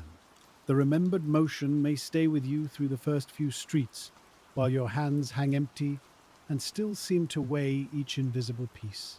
Evening has softened Tacoma's harder outlines, and the mill yard gives way to plank walks, damp ruts, lamp glow, and the low voices of people returning from their own stations. You are no longer sorting, yet the world still offers itself in grades of texture: clean board, rough fence, sound step, cracked rail. Work teaches the eye to keep working after the shift. A cedar roof on a nearby shed catches your attention as you pass. The shingles are weathered silver now, their fresh honey color long washed by rain and time. You notice the exposed courses, the way some pieces have cupped a little at the edges, and the places where water has left darker streaks. A Tacoma shingle grader cannot help reading such roofs gently, because each roof is a field of old decisions laid in rows. You look once, then let it go. The walk home is part of the job's unwinding. Boots lift from mud with a soft pull, and the air cools the face where the mill had warmed it. A streetcar may ring faintly in the distance, or a train may breathe near the yards, its sound wide and slow under the evening sky. The smell of cedar in your sleeves meets coal smoke from houses and kitchens, and for a while the city smells like labor becoming supper. You might stop at a small shop for bread, tobacco, or some simple errand asked of you before morning. The shop's interior feels quieter than the mill, with shelves, glass jars, paper packets, and a bell that answers the door. Your hands, still rough with dust, look out of place against smooth counterwood. The shopkeeper may know where you work without asking. Cedar is a badge the clothes carry plainly. At a basin, later, the water takes the day from your fingers in pale swirls. Dust lifts first, then darker specks from the lines of the palm. A stubborn resin scent remains beneath soap, faint and clean. You turn your hands under the water and may notice a nick you ignored at the bench. It stings only now, in the quiet, when the body has room to report what it carried. We stay with that quiet because it belongs to the shingle grader as surely as the mill does. Work is not only the hours at the bench, it is the way evening receives those hours, the way food tastes afterward, the way sleep comes with images of grain still passing behind closed eyes. You might lie down and see pale shingles sliding toward you, each one turning in a soft dream light, asking nothing urgent. By morning the dream has thinned and the body returns to the known route, toward the Tacoma mill, toward the damp cedar yard, toward the grading table waiting in its familiar place. The next day begins with weather, because in Tacoma weather is never far from work. A mist hangs low enough to bead on hat brims and sleeves, and the street boards feel slick underfoot. Near the mill, the stacked cedar bolts are dark with moisture, their cut ends dull and swollen. You can smell bark before you enter the building, deep and wet, like the forest floor brought close to the bay. We arrive with you, slowly, without needing the day to be different. Inside, the first warmth comes from bodies and machinery waking together. Someone has opened the main door, and grey light spreads across the floor in a broad, cold sheet. The grading bench stands where it stood yesterday, brushed but already dusty in its corners. You set down your things, touch the edge of the table without thinking, and take your place. The Tacoma Shingle grader begins again by becoming familiar to the room. The first shingles of the morning have a slight chill that travels into the fingertips. They are newly cut, damp, and fragrant, their surfaces not yet dulled by handling. You lift one and feel the grain under your thumb, then angle it toward the window. The light is poor but sufficient. A clean face, a straight run, a sound butt. It joins the better pile with a quiet wooden tap.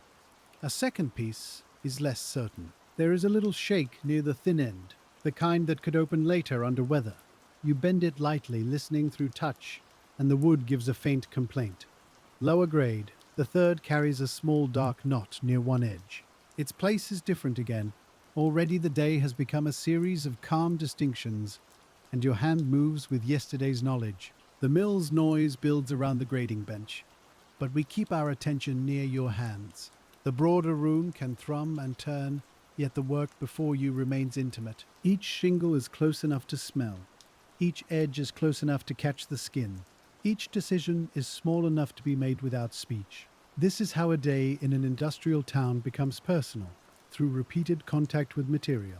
The Tacoma shingle trade may look, from outside, like piles of wood and smoke and shipments, but from the grader's place, it is much more delicate. It is the difference between sound and doubtful, between clear and marked, between straight and wandering. It is the soft pressure of a thumb on cedar fiber. It is the eye learning how rain will treat a roof years from now. That future rain is quiet in your present hand. As the mist held over the yard and the machines found their pace, the Tacoma shingle grader moved deeper into the morning's work, where standards and senses met piece by piece. Standards give names to the piles, but names alone cannot sort the wood.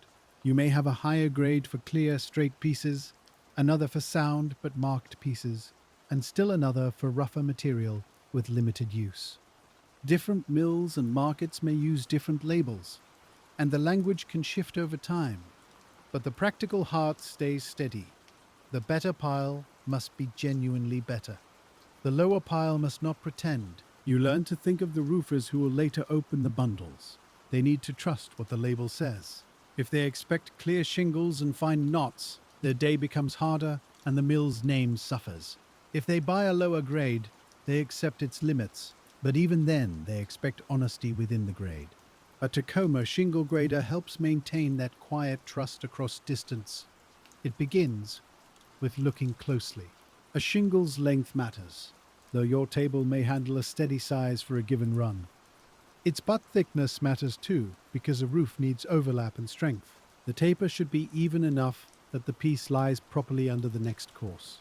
A badly cut shingle may create a bump, a gap, or a weak place where water lingers. You see the roof before the roof exists. That is part of the craft. The grain is the oldest guide.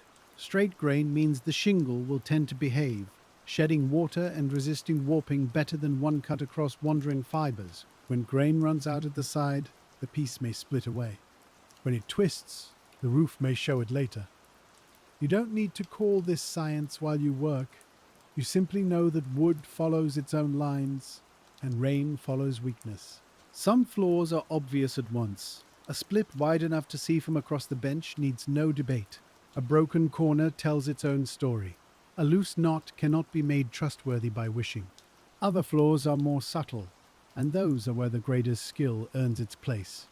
You turn the shingle, you test it, you decide. The next piece comes before the decision has time to become brand. The senses cooperate without fuss. The eye sees line and color, The hand feels thickness, roughness, dampness, and twist. The ear may catch a faint crackle when a hidden check opens under gentle flex. Even smell can warn you when wood is sour, overly damp, or beginning to go wrong. We tend to separate senses when we talk, but work often braids them together. There is a quiet humility in accepting that the hand knows things the tongue cannot easily explain. If someone asks why a piece belongs lower, you can point to the mark, but the full answer is also in weight, resistance, and the way it looked under a certain light. The grader's knowledge is not vague. It is precise, but much of it lives as feel. That makes it slower to learn and hard to fake. By the time the first morning stacks had been carried to the packers, the Tacoma Shingle grader's standards were no longer words, but a rhythm of seeing, touching, and placing. The packers work close enough for you to sense their pace. They take the sorted shingles and gather them into bundles that can be counted, handled, and sold. A packer's hands know their own economy, turning some pieces so thick ends balance thin ends, pressing the bundle square, tying or banding it firmly. The sound is different from grading. More weight, more thud, more compression. Your work is airy by comparison, one piece at a time. A bundle of cedar shingles has a compact honesty when well made. The ends align, the faces press together, and the whole object carries the grade you helped create. It can be lifted, stacked, loaded, and shipped. What was once a loose stream has become a practical unit. We can imagine the satisfaction of seeing many bundles accumulate, because each one is proof that the day's small judgments have taken shape. Yet the grader does not dwell too long on finished bundles. The bench keeps receiving new pieces. A worker in such a place learns not to follow every product to its final destination. You do your part and let it move on. This letting go is part of the rhythm. A good shingle leaves your hand almost as soon as you know it. The task continues because the next one has arrived. The mill floor may be crowded, but the flow is organized through long habit. Material moves from bolt to saw, from saw to sorting, from sorting to packing, from packing to storage or shipment. Waste has its own path. Tools have their own places. People learn to turn sideways at narrow points and to step around one another without interrupting the larger motion. It is a choreography of practical necessity. When something interrupts that motion, everyone feels it. A jam near the saw, a belt needing attention, a pile stacked where it should not be, a cart delayed outside in mud. The grader may have a brief lull, or suddenly too many shingles waiting. These changes pass through the room like weather. You adjust, clear space, square piles, and wait or work faster by the smallest useful amount. The Tacoma Shingle grader's patience depends partly on knowing that every station has trouble. The sawyer deals with knots and blades. The filer deals with dull edges. The packer deals with counts and crooked bundles. The yard hands deal with mud, weight, and weather. Your troubles are grain, grade, dust, and fatigue. Each role has its own weather inside the same building. This knowledge softens judgment of other workers. When rough cuts arrive, you may note them, but you also know machines and bodies have limits. When packers fall behind, you make your stacks safe and leave room where you can. The mill is not gentle by nature, but workers can bring small forms of gentleness into how they share the strain. Sometimes, that is only a shifted pile or a warning word. A cup of coffee, if you have one, cools quickly near the bench. It tastes strong, bitter, perhaps slightly smoky from the pot, and it clears cedar dust from the throat for a moment. You drink between piles, never long enough to lose the pace. The cup leaves a dark ring on a board already marked by years. Workplaces collect such rings like quiet signatures. As the packers tied the morning's sorted bundles and the flow of shingles continued, the Tacoma Shingle grader remained at the narrow place where individual pieces became dependable goods. Dependable goods sound plain, and they are plain, but plainness is part of their worth. A roof shingle is not meant to astonish anyone once it is laid. It is meant to overlap its neighbor, take a nail, weather slowly, and guide rain downward. The grader's work supports that modest future. You handle the piece before it becomes anonymous, while it is still close enough to be judged as itself. The best shingles may be destined for visible roofs, places where evenness matters to the eye as well as the weather. Lesser ones may go where appearance is secondary, But even there, a certain soundness is needed. The table before you holds this range of futures, from neat houses to sheds, from storefront awnings to farm outbuildings. Each pile is a different promise, and the promise should be honest. You may never know whether a particular bundle travels across town or across the country.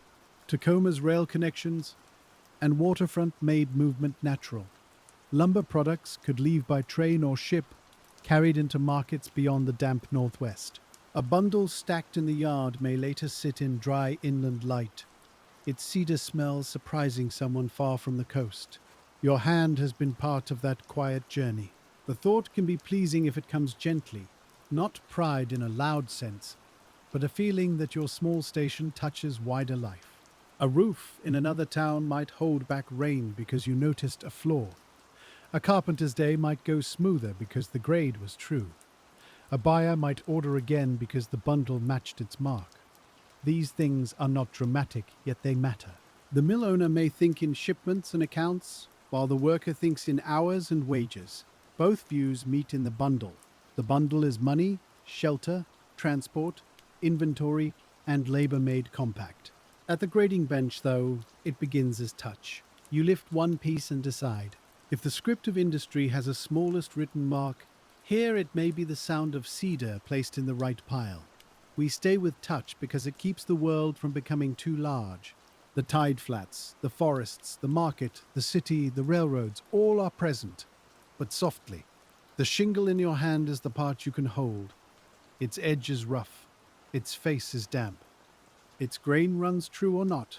The decision is yours, and then it is gone. A faint ache grows between the shoulders as the morning lengthens. You shift your stance, widening your feet slightly, and the ache loosens. The bench is not adjustable, and the body must adapt to it.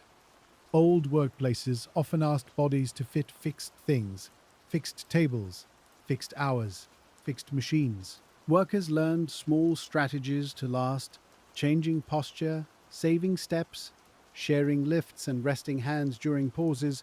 The Tacoma Shingle grader's endurance is not theatrical. It is made of ordinary adjustments, a rolled sleeve, a different foot forward, a stack moved before it becomes too heavy, a pause to blink dust from the eyes, a drink of water before thirst becomes distraction. These are not separate from skill. They are how skill remains available through the whole day. When the morning ache had become part of the room and no longer a surprise, the Tacoma Shingle grader moved toward midday with the steady patience of someone who knows how to last. Midday light makes the mill more visible. The rafters show their dust. The windows show streaks where rain has run through grime.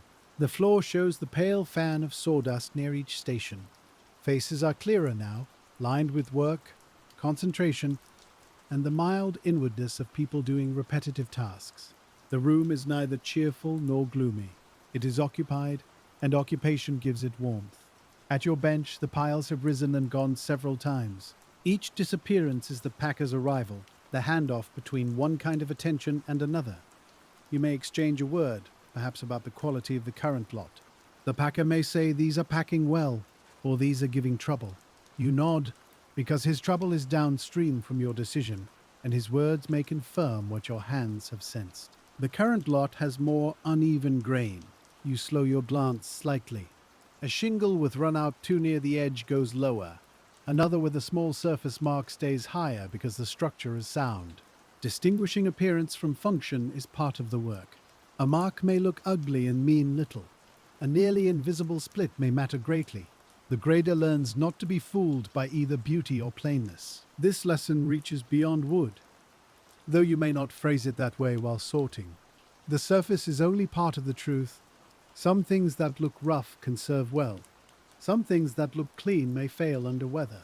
Patient attention is kinder than quick judgment, because it allows the object to reveal its real condition. You practice that kindness with cedar all morning. The lunch whistle, when it comes, is felt through the room almost before it is heard.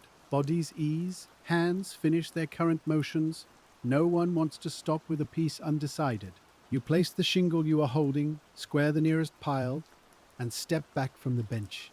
The sudden loosening in the shoulders is small but real. Midday has opened. You sit with the same plain food, perhaps near a door if the weather is soft, or nearer the stove if damp has crept into the bones. The mill's partial quiet allows little human details to surface. A man unwraps his lunch from newspaper, another shakes dust from his cap. Someone tells a story in a low voice, not to entertain the room, but because talk helps mark the pause. The Tacoma Shingle grader listens while the hands rest. The food carries home into the mill, bread baked or bought, meat saved from supper, coffee poured before dawn, an apple from a market stall. These simple things connect the bench to kitchens, rooms, wages, and errands. Industrial work can seem impersonal from afar, but at lunch it becomes personal again, because every pail has been packed by someone's morning. You chew slowly, feeling cedar dust still in the throat despite the drink. The taste of coffee and bread replaces the taste of dust for a while. The hands lie open on your knees, palms up, as if letting the air clear them. We can rest here too, not leaving the mill, only letting the rhythm widen for a few minutes before the afternoon narrows it again. When the lunch pails closed and the workers rose, the Tacoma Shingle grader returned to the bench with the softened heaviness of midday settling behind the eyes. The first minutes after lunch are gentle but dangerous for accuracy. The body wants either rest or speed, and the mind may be dull from food. You begin deliberately, letting the hand find its old path without forcing pace. The first shingle is easy. The second asks for a second look. The third has a knot you might have missed if you had reached too quickly. Afternoon teaches you to respect transitions. The room warms as people return to motion. Machines recover their voice. The air thickens with fresh dust. Outside, the drizzle may have stopped, leaving the yard shining in muted light. A worker's boots bring damp marks across the floor. The smell of wet mud mixes with cedar again, and the mill becomes the same known blend of outside and inside, weather and work. A long run of average shingles comes through, neither fine nor poor. Such runs define much of the grader's life. They are not memorable, but they require steadiness. The pieces have small marks, acceptable variations, occasional defects, and enough good wood to keep the piles balanced. You cannot drift simply because the lot is ordinary. Ordinary material still deserves correct handling. The upper stack rises more slowly now. The middle grades take much of the run. The lower bin receives pieces with edge trouble, knots, or splits. You keep the distinctions clean. If fatigue blurs them, the piles blur, and blurred piles become trouble for packers, buyers, and roofs. So you make clarity with your hands, again and again, in the dull, warm hour after lunch. We can imagine how the half-sleepy mind of a listener might settle into this too. There is no sudden turn, no sharp event. Only the table, the cedar, the light, the dust, and the gentle insistence of doing one thing properly. The shingle grader does not need to be heroic. The work's peace lies in its plain repetition, and its dignity lies in the care hidden inside that repetition. A shingle slides towards you with a small curl of fiber clinging to its side. You rub it away and inspect the edge. Sound enough.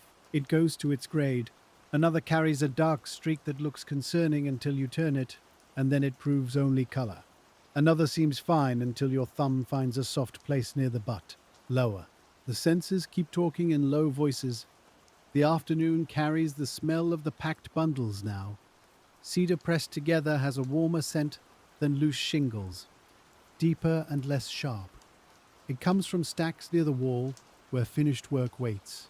That smell mingles with the open faces of newly cut pieces at your bench. The room holds both beginnings and endings at once. The grader stands between them. By early afternoon, the Tacoma Shingle grader had found the middle pace again, that unhurried working tempo where care could continue without strain. Middle pace is learned over time. Too fast, and the eye skips. Too slow, and the table crowds, or the worker behind you waits. The right pace is not a number. It is a feeling in the room, a balance between the feed of shingles, the height of stacks, the packer's readiness, and your own alertness. You adjust constantly, though the adjustment looks like steadiness. This is why repetitive work is not as simple as it appears. Repetition is not mere duplication. The wood differs, the light differs, the body differs, the surrounding flow differs. A practiced worker adapts without drama, preserving the shape of the work while responding to the moment. That is a quiet intelligence. The Tacoma Shingle grader's intelligence is tactile, visual, and rhythmic. It does not need a desk or a title to be real. It lives in the ability to see quickly without being careless, to keep standards without wasting material, and to finish a long shift with the last pile still true. Many old industrial jobs held such intelligence. They were humble only if one looked from too far away. At the bench, you are not far away. You are close enough to see a grain line split around an old branch. You are close enough to smell moisture released from a fresh cut. You are close enough to feel the slight raised roughness where a blade has left chatter. The details are not decorative. They are the work itself. A small disagreement may arise over a borderline piece. Perhaps the packer thinks a stack is running a little too mixed. Perhaps the foreman lifts a shingle and asks where you would put it. These moments are brief and practical. You look again, explain if needed, and adjust if the point is fair. Standards are maintained through many such small corrections, not through grand speeches. The worker's pride must be flexible enough to learn. A stubborn grader can cost the mill. A timid grader can waste good wood. The balance lies in confidence that remains open to evidence. Wood is a good teacher for this, because it cannot be argued into changing. The piece is what it is. You can only see it better. Outside, a pale shaft of sun may break through the clouds and strike the yard. Wet cedar bolts shine suddenly, and steam or mist lifts in a faint veil. The light reaches the mill window and brightens the table for a few minutes. Every grain line becomes clearer. Dust turns golden in the air. You use the gift while it lasts, turning pieces easily in the improved light. Then clouds return, and the room softens again. You do not resent it. The work has always belonged to changing light. You shift nearer the window or angle the shingles more carefully. The pace remains calm. The next piece still needs a place. We keep moving with you because the work itself is the path. As clouds closed over the brief sunlight, the Tacoma Shingle grader continued by feel and habit, carrying the same patient standard into the dimmer afternoon. Dim light makes sound more noticeable. The tap of shingles becomes clearer. The scrape of a stack across the bench seems louder. Someone's footsteps behind you register by weight and rhythm. The rain begins again, gently at first, then steadier on the roof. The mill's roof, perhaps itself covered in some weathered material patched over years, receives the rain as every roof does, by taking it quietly. You handle cedar that will one day hear such rain from the other side. That thought can settle deeply if allowed. A shingle in your hand is future shelter. It is not only stock, it is a little plane of protection, a surface that will meet weather so someone beneath it doesn't have to. The grader's job is far from the finished house, yet still connected to the room where a sleeper will later hear rain overhead. A rougher piece crosses your table, and you send it lower. A sounder one follows. The order continues. You are not deciding who deserves shelter. You are deciding where each material can serve truthfully. There is comfort in this practical fairness. It lets the world use what it has without pretending that all things are the same. The afternoon rain cools the air near the doors. Workers closer to the entrance pull collars higher or shift away from drafts when they can. At your bench, the dampness arrives as smell first, wet wood and mud, then as a coolness around the ankles. The stove counters it imperfectly.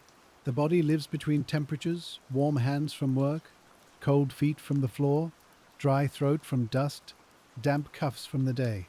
Such mixed sensations can make a person sleepy after hours. The steady sound, the repeated movement, the grey light, the warmth above and coolness below, all press toward drowsiness. But the grader cannot surrender to it. You blink, straighten, drink and return. Sleep is for later. For now, the work's rhythm must be wakeful enough to remain true. We can borrow only the soothing part. We can listen to the rain and the shingle taps, feel the cool air and warm cedar scent, and let the repetition soften us without needing to keep the grade ourselves. You, in the seam, remain attentive. We, following, can relax beside the attention. That is the gentleness of this old work when told at night. A larger stack is carried away, and the bench opens in front of you. Open space feels like a fresh breath. You sweep stray dust to the side and align the remaining piles. The cleared table invites better work. It is easier to see, easier to move, easier to keep the mind from tangling. Order supports calm, and calm supports accuracy. When the rain settled into a steady hush above the mill, the Tacoma shingle grader worked within it, sorting cedar for roofs that would someday answer weather with the same quiet patience. The idea of patience belongs naturally to cedar. The tree grows slowly, the wood seasons and weathers slowly. A cedar roof changes color slowly, from warm brown to soft gray under years of sun and rain. The shingle grader's patience is smaller, measured in seconds and minutes, but it participates in that longer patience. You touch the beginning of a material's next life. Not every shingle will last equally. That is why grading exists. A clear, straight-grained piece is given a role suited to its strength. A marked piece is given a lesser demand. A flawed piece may be used elsewhere or discarded. This is not harshness. It is alignment between capacity and use. A roof, like a life, fares better when its burdens are matched honestly. The mill room itself has weathered many shifts.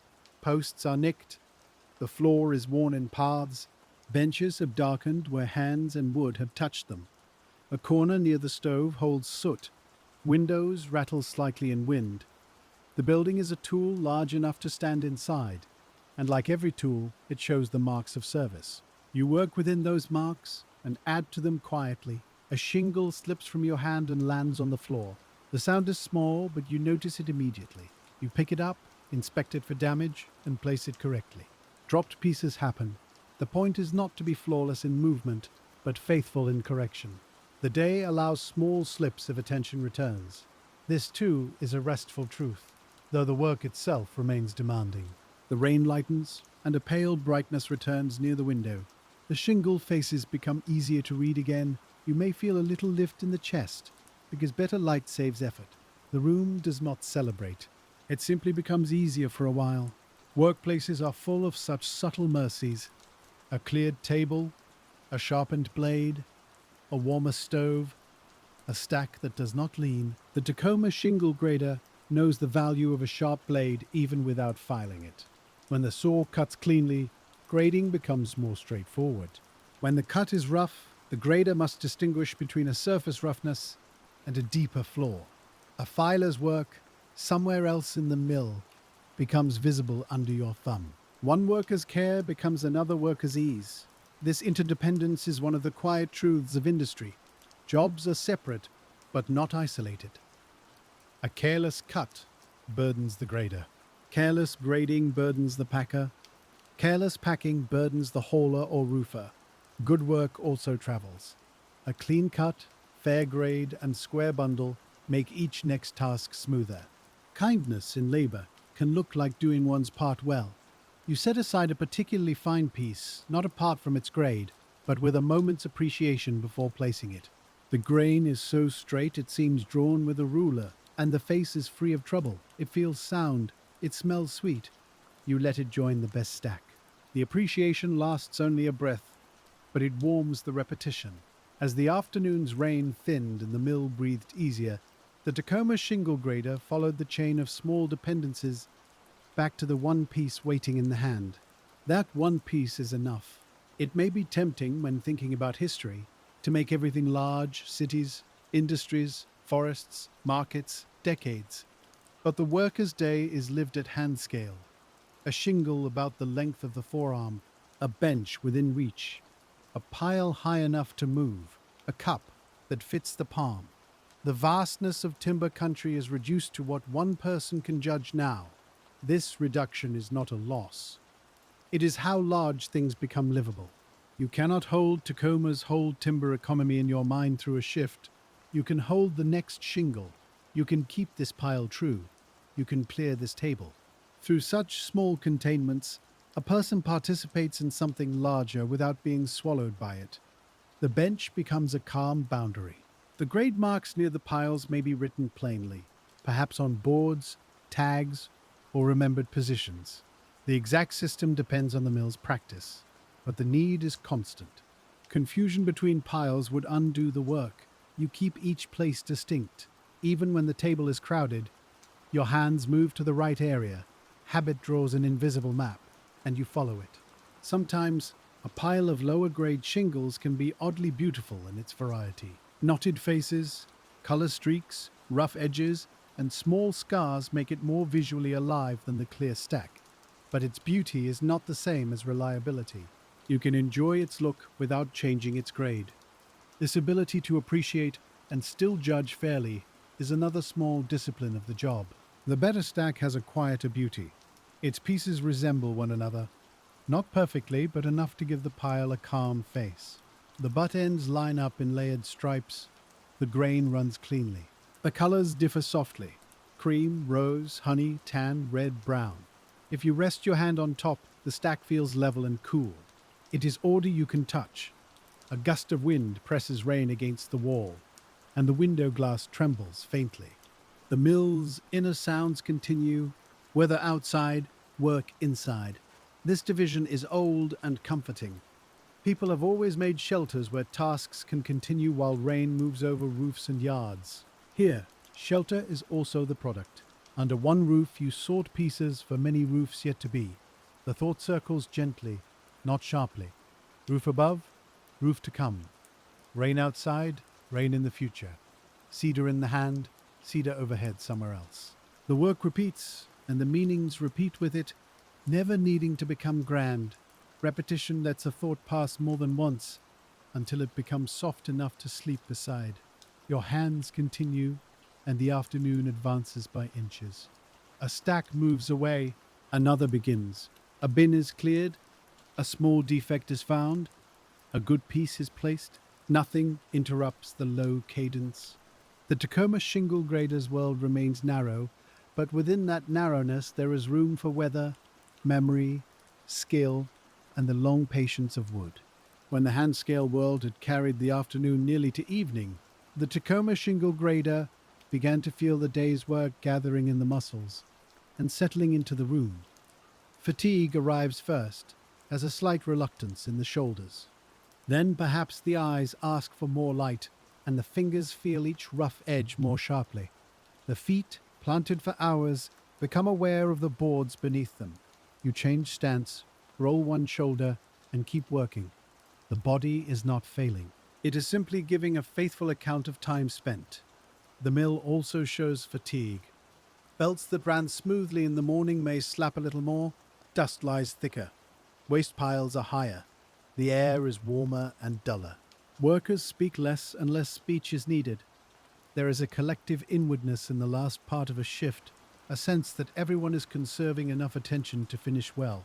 We feel that inwardness settle over the bench. Late daylight makes the grading more intimate.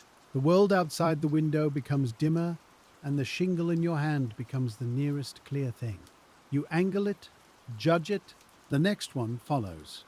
The pace may slow slightly, not from laziness, but from the care required by tired eyes. The best workers know when to steady themselves rather than forcing speed. A questionable piece appears just when you would prefer an easy one. It has decent color, acceptable thickness, and a face that looks mostly clean, but the grain pulls toward the edge near the butt. You take the extra moment. The floor is enough to lower it.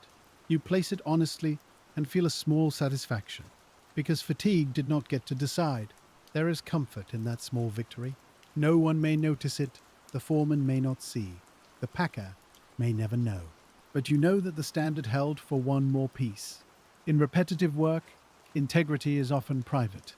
It happens where no one is watching, in the choice not to let the last hour become careless. Such privacy gives the work a quiet depth. The Tacoma shingle grader's hands may ache now, but they still know their way. They lift without grabbing too hard. They turn without excessive motion. They release each piece cleanly. Skill protects the tired body by making motion economical. The movements have been worn smooth like a path through grass, and the day can follow that path home. Outside, a cart is being loaded or moved. The wheels make a slow complaint. Voices are lower in the damp evening. The smell of rain has returned, or perhaps it never left. You catch a breath of cold air when the door opens, and it wakes you slightly. Then the door closes, and cedar warmth gathers around the bench again. As evening's first dimness entered the mill, the Tacoma shingle grader held the line of careful work. One last stack, one last grade, one last steady hour. The last steady hour has its own tenderness because everything begins to look like it will soon rest. The brush on the bench, the rag near the window, the piles waiting for packers, the broom leaning against a wall, even the machines turning overhead seem near their own sleep. Of course, they are only objects, but after a long day, objects in a workplace feel companionable. They have endured the hours beside you. The final lot of shingles is not large. That is a mercy. You measure it with your eye and know it can be finished without crowding the end of the shift. The pieces are mixed, some clear, some marked, some low, a fair closing lot, neither too easy nor too troublesome. You begin with the same attention you gave the first piece of morning, though the body carries the whole day between them. One shingle has a scent stronger than the others, as if a fresh face of heartwood has just opened. You hold it a breath longer, then inspect the grain. Sound. It joins the better stack. Another has a small knot that is loosened slightly at the center. Lower. Another has bark along the edge and a rough taper. Lower still, the pattern continues, and the pile diminishes. The diminishing pile gives the mind a quiet sense of approach, not an urgent countdown, just the visible nearness of completion. You do not let it hurry you. A small stack can still contain a difficult decision. The next piece proves that, with a fine split almost hidden under a streak of color. You turn it twice, the split is real. It goes where it should. We remain with the slowness of that choice. The split is thin, the light is fading, and your hand is tired. Yet the work makes room for care. This is the atmosphere of the shingle grader's life at its best. Not easy, not polished, but grounded in the belief that small things should be done rightly because they are the work in front of you. The packer comes for the better stack, and you help square it before he lifts. The butt ends align against your palm. The stack's weight presses briefly through the fingers, then leaves.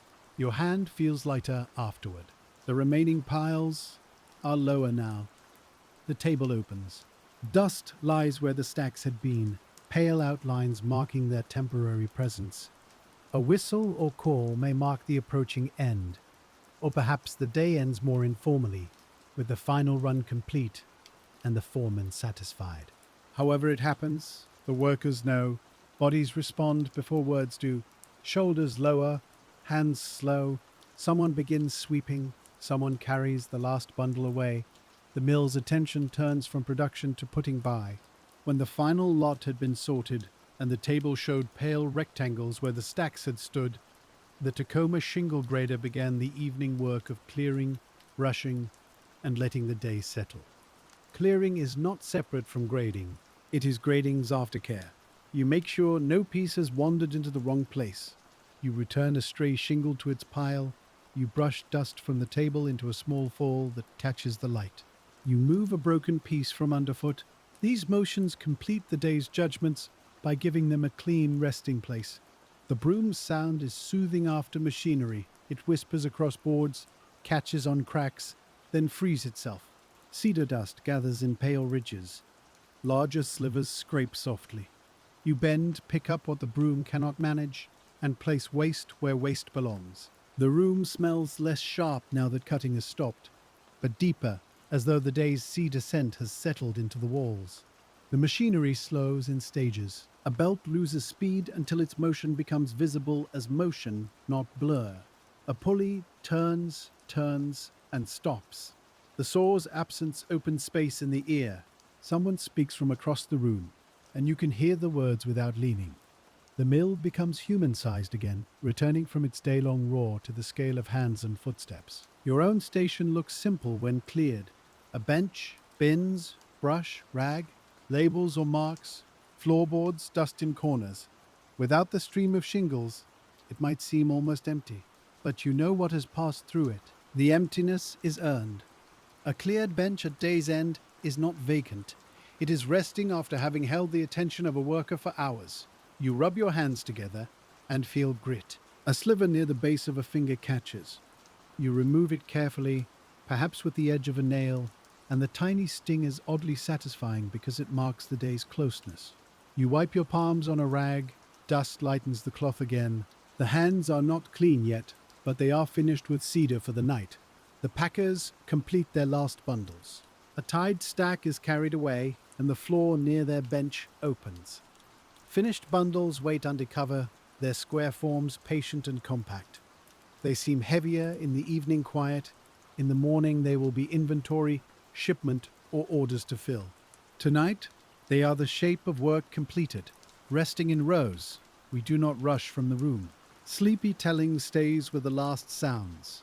The broom, the latch, the settling belt, the low voice, the rain outside returning against the roof. The Tacoma Shingle grader's day loosens slowly, as all good endings do. Nothing abrupt is needed.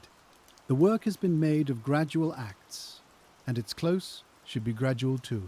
As the benches cleared and the finished bundles waited in the dimming mill, the Tacoma Shingle grader lifted coat and pail again, carrying the day's cedar scent toward the wet evening air. Outside, the yard has changed since morning, though the objects are much the same. The mud holds more tracks, the waste piles are larger, the stacks of finished bundles have grown. Water beads on exposed wood and darkens every surface. The air smells of wet cedar, cold iron, smoke, and tide water. You step carefully because fatigue makes the ground feel less certain underfoot. The mill behind you is quieter now, but not lifeless. A building that has worked all day keeps giving small sounds as it cools. Boards shift, metal contracts, water runs from the roof. Inside, dust settles on the bench where you stood. The first darkness gathers in corners. Tomorrow's work is already present in the stacked bolts, the cleaned tools, and the table left ready. Walking away, you may pass the finished bundles and think of them not as anonymous stock, but as a day translated into cedar blocks. There is your morning attention, your midday steadiness, your late-hour care, all pressed into those tied forms. No one else could point to which piece you handled when. That knowledge has dissolved into the bundle, which is exactly how useful work often disappears. The Tacoma streets receive workers from many trades. A man from a foundry, a clerk from a warehouse, a woman from a laundry, a boy from errands, all moving through the same damp evening with different tiredness in their bodies. Your tiredness smells of cedar. Someone else carries soap, ink, flour, coal, fish, or machine oil. A city at dusk is a mingling of laborers going home. If rain falls, it darkens hats and shoulders. It may patter on roofs you notice too closely. Some are cedar, some not. Some new, some weathered grey. You read them with the grader's eye, but gently, without turning evening into another shift. The day's work has ended. The roofs can simply be roofs now, holding rain above rooms where lamps are being lit. A warm room after work can feel almost unreal. The body, used all day to standing and reaching, meets a chair with quiet gratitude. Steam rises from food. A lamp softens the walls. Outside, weather keeps speaking on the roof. Your hands, washed but still faintly scented, rest near a cup or plate. The motion of sorting fades, then returns in little pulses, like a tide going out. We stay only as long as the work remains with you. The shingle grader's life is not all mill, but tonight we follow the part that belongs to cedar, dust, and roofs. Sleep comes more easily when the body has spent itself in known ways. The mind may revisit the bench, but without urgency now. The piles are sorted, the table is clear. The next shingle belongs to morning, and when morning comes again, the Tacoma Shingle grader will return through damp streets and cedar air back to the mill where the old rhythm waits without impatience. That returning gives the job its deeper shape. A single day shows the motions, but many days show the life. Week after week, the bench becomes familiar in every season. The first cold touch of winter shingles, the dry dust of summer runs, the grey spring mornings when rain seems woven into the walls, all become part of the same long practice. You age slightly inside the rhythm, and the rhythm learns you in return. Perhaps a new worker arrives and stands where you once stood, uncertain at the edge of the sorting table. He sees piles, labels, moving shingles, and experienced hands making decisions too quickly to follow. You remember that feeling. The work looked simple until it was yours. Then every piece seemed doubtful. Now you can slow your voice and show one shingle at a time, because that is how the trade is learned. You hand him a clear piece first, let him see straight grain, sound edges, even taper. Then you show him a knot that lowers the grade, a split that matters, a stain that does not, a crooked grain that will not serve well. Teaching the job returns you to its foundations. The old knowledge becomes visible again. You hear yourself explaining what your hands usually know in silence. The newcomer's hands move awkwardly at first. He turns pieces too much, hesitates, misplaces one, catches himself. You correct without sharpness if the day allows it, because the mill already has enough noise. A calm correction travels farther than a hard one. The shingle itself is the evidence. You point to the grain, flex the piece gently, let the floor reveal itself, and the lesson settles. In time, he will need fewer words, his piles will straighten, his eye will quicken. He will begin to sense the difference between surface and structure, between a harmless mark and a future failure. Watching that happen can be quietly pleasing. A trade continues not because it is written down, though writing helps, but because one set of hands teaches another. The Tacoma Shingle Grader is part of such continuity. Even in an industrial mill, where machines cut fast and shipments move far, human skill passes person to person. The noise may be mechanical, but the learning is intimate. A lifted piece, a pointed finger, a nod, a correction, a repeated day. These are small ceremonies of work, though nobody would call them that at the time. We can feel the warmth of that without making it grand. A workplace is often a hard place, but it can still hold mentorship, habit, and recognition. Someone shows you where to stand so your back lasts longer. Someone warns you about a bad edge. Someone tells you which pile the foreman watches closely. These little offerings become part of surviving the day well. As one worker learned and another remembered learning, the Tacoma Shingle Grader's bench became more than a table, becoming a quiet place where skill entered the hands by repetition. Repetition is sometimes misunderstood as emptiness, but at the bench it is more like water smoothing stone. Each shingle teaches a little, and most lessons are too small to name. 1,000 pieces later, the eye has changed. The hand has changed. The worker has changed. Nothing dramatic announces the change. One morning you simply know more than you used to know. The wood keeps teaching because it never becomes perfectly predictable. Even from the same bolt, pieces differ. One is clean. One carries a hidden split. One has color that distracts from weakness. One looks rough but proves sound. The grader must stay awake to variation inside sameness. That is why the work can be both soothing and demanding. It repeats, but it does not flatten. A listener drifting near sleep may only hear cedar, rain, bench, hand, pile, and that is enough. But inside those repeated words is a whole working knowledge. Cedar is not just cedar. Rain is not just rain. A bench is not only a surface. A hand is not only a hand. Under repetition, ordinary nouns deepen. They become lived places. The mill's day continues around this deepening. A whistle marks time. The stove warms one corner. The yard sends in damp air. Finished bundles accumulate, and empty spaces fill again. You work in cycles nested inside cycles. Each piece, each stack, each bundle, each shift, each week, each wet season. The mind can rest in cycles, because cycles do not demand surprise. Still, life outside the mill may shift. Prices rise or fall, orders increase, a storm delays transport, a new machine is installed, a familiar worker leaves. Someone is injured and returns slowly, or not at all. History enters ordinary jobs through such changes.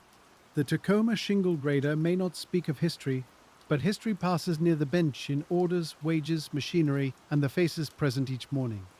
The work remains grounded because the shingle in hand remains specific.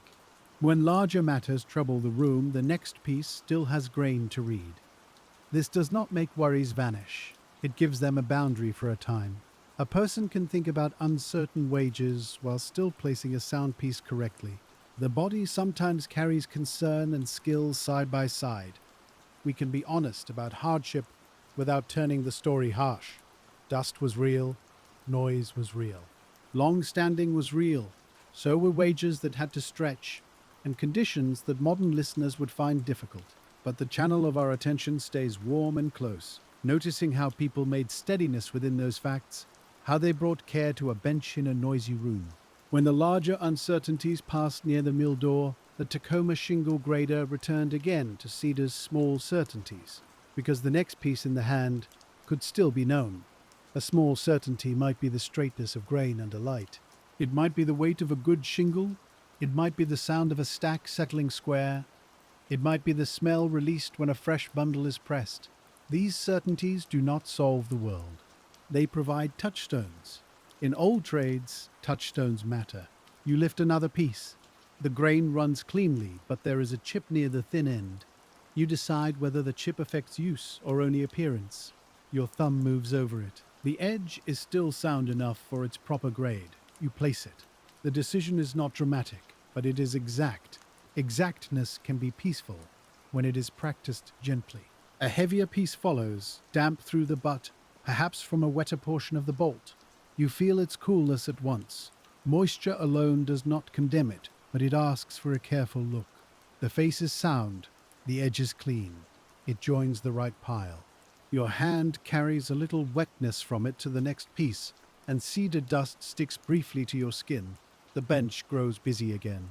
You clear space with a forearm, then straighten the stack closest to the packer's side. The motion leaves a pale streak of dust on your sleeve.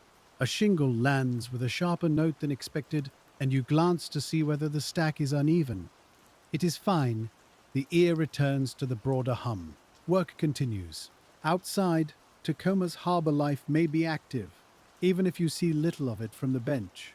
Ships, docks, warehouses, rail spurs, lumber yards, and tidewater all participate in the shingles journey. The city is a meeting place for forest and market, yet the grader's station remains quiet in scale. It is where the broad movement narrows to the width of two hands. This narrowing is one reason the job fits a bedtime telling. Sleep likes bounded spaces, a bench, a lamp, a tool, a stack, a repeated gesture. The mind can wander safely because the scene holds steady. We know where we are. We are in a 1900s Tacoma Shingle mill, beside the grader's table, with cedar passing slowly through the hands. A worker brings news from the yard, perhaps that another load has arrived, or that the rain has made the road troublesome. The words pass through the room and fade. You register them, then return to the grain. Not every piece of information needs action from you. The bench protects attention by giving it a clear object. That clarity is its own kind of shelter. When cedar, rain, and harbor movement all converged in the narrow space of the bench, the Tacoma Shingle grader kept the work human by meeting each piece directly. Meeting the piece directly means not relying on assumptions from the last one. A good run can still contain a poor shingle. A troublesome lot can still offer a fine piece. You let each arrival have its own chance. This is slower in spirit than in motion. Your hands may move quickly, but the judgment remains fresh. The work asks for fairness over and over. The same fairness applies to the body. You notice when you are tired and adjust. You notice when light fails and turn the piece more carefully. You notice when a stack leans and correct it before it falls. The worker is part of the conditions, not separate from them. Knowing your own limits helps you keep the grade honest. Pride that ignores fatigue becomes another source of error. A sound shingle feels cooperative. It lies flat when placed. It does not rock against the pile. Its edges meet the others cleanly. A bad twist resists order, making the stack uneven if allowed in the wrong place. The pile itself becomes a kind of second inspection. When pieces do not belong together, they often show it by refusing to settle well. You may tap a stack lightly against the bench to square it.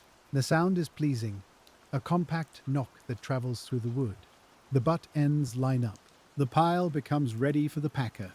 There is no applause in such moments, but there is satisfaction.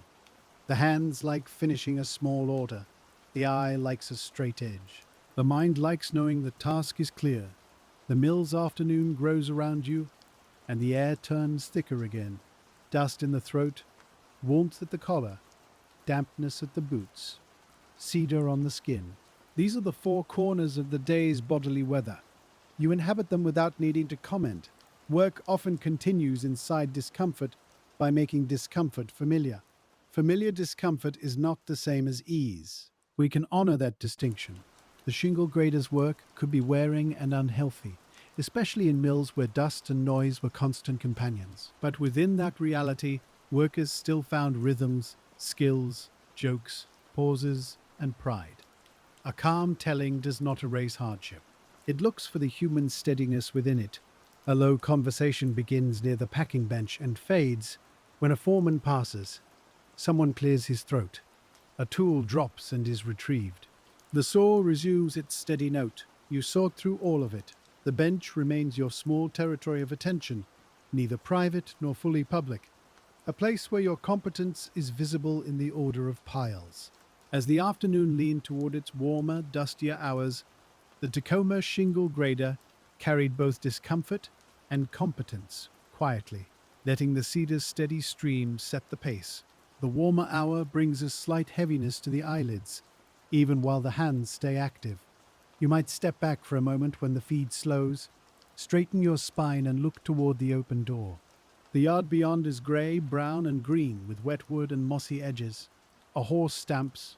A man in a cap crosses between stacks. Then the feed resumes, and the door becomes background again. A fine shingle appears, then another, then several in a row, and the upper stack rises with unusual grace. The repetition becomes almost musical. Tap, turn, tap, place, slide, stack. The rhythm is not perfectly regular, which makes it more natural. Human work has small hesitations and recoveries. Those variations keep it alive without disturbing its calm. You may think briefly of the tree these clear pieces came from. A tall cedar, perhaps on a wet slope, growing slowly year by year while fog moved through its branches. Now a portion of it lies in your hands, divided into thin planes for roofs. This thought is not sad in the moment. It is simply a recognition of transformation, forest into shelter, tree into sorted stacks, living wood into human use. Transformation is the hidden story of industrial processes. A material enters one shape and leaves in another. Logs become bolts. Bolts become shingles. Shingles become bundles. Bundles become roofs. Roofs become the quiet overhead surface of daily life. At each stage, workers add something: strength, judgment, order, transport, placement. Your addition is discernment. Discernment is a gentle word for a practical act. It means seeing difference clearly enough to respond well. At the grading bench, discernment is not abstract. It has sawdust on it, it has cold fingers in winter and dry throat in summer. It has the smell of cedar and the sound of rain. This makes it more grounded and perhaps more restful to imagine. The run of clear pieces ends, as all runs do. A knot appears, then a split, then an uneven taper. You adjust without disappointment. Good wood came, and now different wood comes. The work does not cling to the better moment. It lets the stream change. There is a kind of wisdom in that too, simple and useful, learned by anyone who handles variable material long enough. We continue with the changing stream. A lower piece is not an interruption. It is part of the day's texture. A rough edge, a dark knot, a crooked grain, each adds another note to the quiet pattern. The grader's calm comes from accepting variation without losing standard. The piles are the visible form of that acceptance. When the brief run of fine cedar passed and rougher pieces followed, the Tacoma shingle grader let the change move through the hands without tightening the heart. To let the change move through the hands is not to become indifferent, it is to remain available. A worker who tightens against every inconvenience spends strength too quickly. A worker who notices, adjusts, and continues can last longer. This is practical knowledge, but it also has a soothing shape: breath, glance, decision, release. The next piece is not the last piece. The day is not one flaw. A piece with a loose splinter along the side catches your skin. You pause, look at the small raised line, and break it away cleanly if the shingle remains sound. The splinter curls against your fingertip before falling. The exposed edge is pale and fresh. You inspect it again. Its grade is modest but usable. You place it where it belongs. The floor near your bench has collected enough waste to soften the fall of tiny fragments. Dust and slivers lie like pale straw in the cracks. Later, the broom will gather them, but for now they are part of the room's underlayer. Many workplaces have such underlayers, the hidden accumulation beneath visible production. Sweepings are the shadow of making. A shingle mill's waste could still serve.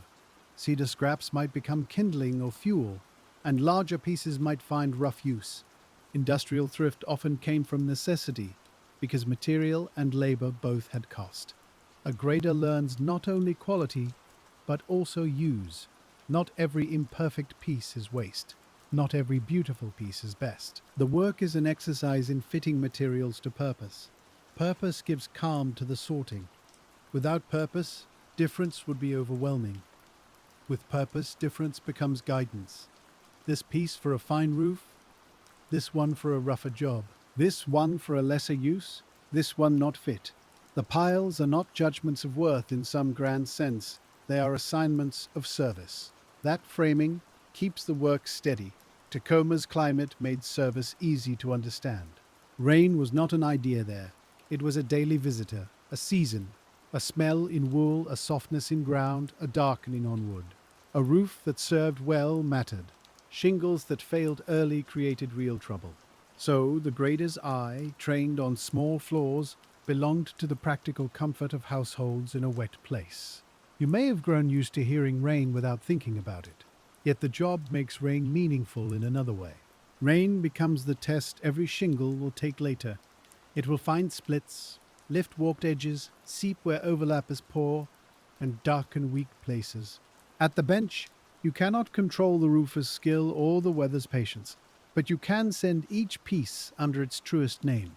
As the thought of rain moved quietly through the work, the Tacoma Shingle grader kept sorting for future roofs, future storms, and future rooms where someone would sleep dry. That future sleeper is unknowable, and maybe that makes the thought gentler. It could be a child under a sloped ceiling, a shopkeeper in rooms above a storefront, a farmer's family near a field, or a worker like you in another town. They will not know your face.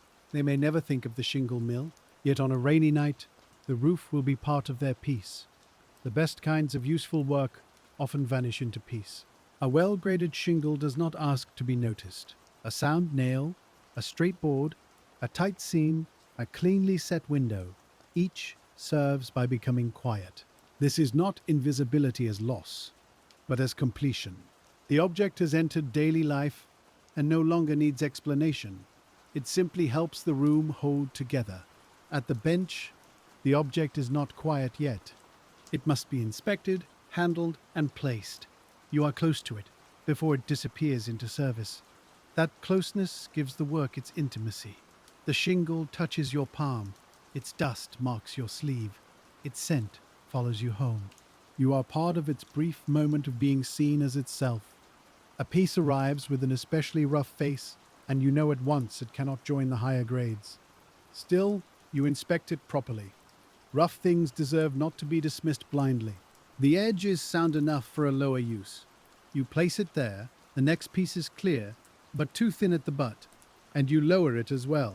Again, appearance yields to function. Your hand pauses over a borderline piece. The light is fading slightly, or perhaps dust has blurred the face. You bring it closer, tilt it, feel the grain.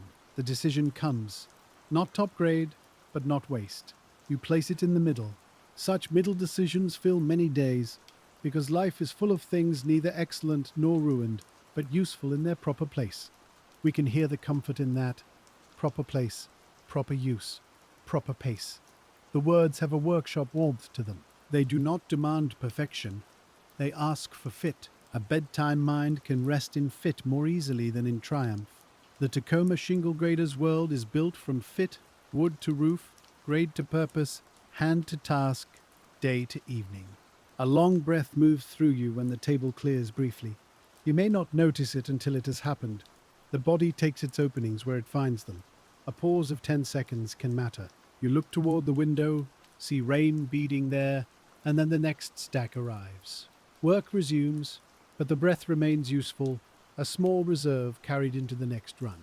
When future shelter, proper use, and present touch all met in the afternoon light, the Tacoma Shingle Grader continued with the same low, faithful rhythm. Faithful rhythm does not mean every day feels peaceful. Some days the mill is behind on orders, some days the wood is poor, some days a worker's thoughts are troubled before he even enters the door. The bench receives all those days. It does not change its height or its demand. In that steadiness there can be frustration, but also a strange comfort. The task is waiting, clear as ever. On a pressured day, the feed may come faster, stacks grow quickly, packers call more often. The foreman watches the flow. You must maintain pace without letting urgency roughen the grade. This is where experience matters. A newer worker may hurry and blur distinctions. You keep the hand economical, the eye direct, the piles clean. Speed, when needed, comes from less waste, not less care. The air may feel sharper than charged with expectation, but in our telling we keep it gentle because even pressure is absorbed into routine. The shingle still needs the same inspection. The same flaws still matter. The same piles wait. You narrow attention to the movement you can control. The larger pressure becomes background, like rain on the roof, present but not governing the hand. On slower days, the challenge is different. Waiting can make the mind drift and the body cool. A machine may be down or the supply may lag. You sweep, square, check, and perhaps speak quietly with another worker. When shingles resume, you must return fully. Slow time and fast time both test the grader. The steady middle is easiest, but the trade includes all tempos. The Tacoma Shingle Grader learns to be ready without being tense. This readiness is a soft alertness, like listening for a kettle before it boils, or watching dough rise in a warm room. You are present, but not strained. The next piece will come, and when it does, your hands will know what to do. Until then, you keep the bench in order. Such readiness is deeply human. Many quiet jobs have it: bridge tenders waiting for a vessel, lighthouse keepers watching weather, typesetters arranging letters, night watchmen listening in dark halls. The shingle grader's version is cedar and grade, but the feeling is kin to all patient labor. You remain where the work can find you. You answer when it arrives. We keep the focus here, in Tacoma, in the shingle mill, with the grader standing beside the table. The comparison passes softly and leaves us where we began. A shingle slides forward. The hand lifts it. The grain speaks in lines. The pile receives it. The work's small world closes comfortably around us again. As the day's tempo shifted between faster and slower currents, the Tacoma Shingle Grader stayed ready at the bench, letting patience adapt without losing its warmth. Warmth in the mill is made from many sources. The stove? Yes, but also friction, labor, breath, and cedar freshly opened by steel. It gathers under the roof and lingers near the machinery. In winter, that warmth is precious. In summer, it can become heavy. Either way, the worker feels it as part of the task. The air itself becomes one of the materials handled by the body. The smell of oil is strongest near the moving parts, but it reaches the grading bench in a faint ribbon. Oil keeps the mill's iron from complaining too loudly, just as sharpening keeps the saws true. Industrial processes have their own forms of care: oiling, filing, sweeping, aligning, counting, sorting. Much of the day is maintenance disguised as ordinary motion. The shingle grader maintains order in the stream of wood. Order must be remade constantly. A stack that was straight can lean. A surface that was clean can fill with dust. A pile that was distinct can be threatened by a stray piece. The work never achieves order once and for all. It creates order repeatedly. This is not failure. This is the nature of tending. Kitchens, workshops, ships, barns, and mills all know this lesson. You may find comfort in the fact that tending is enough.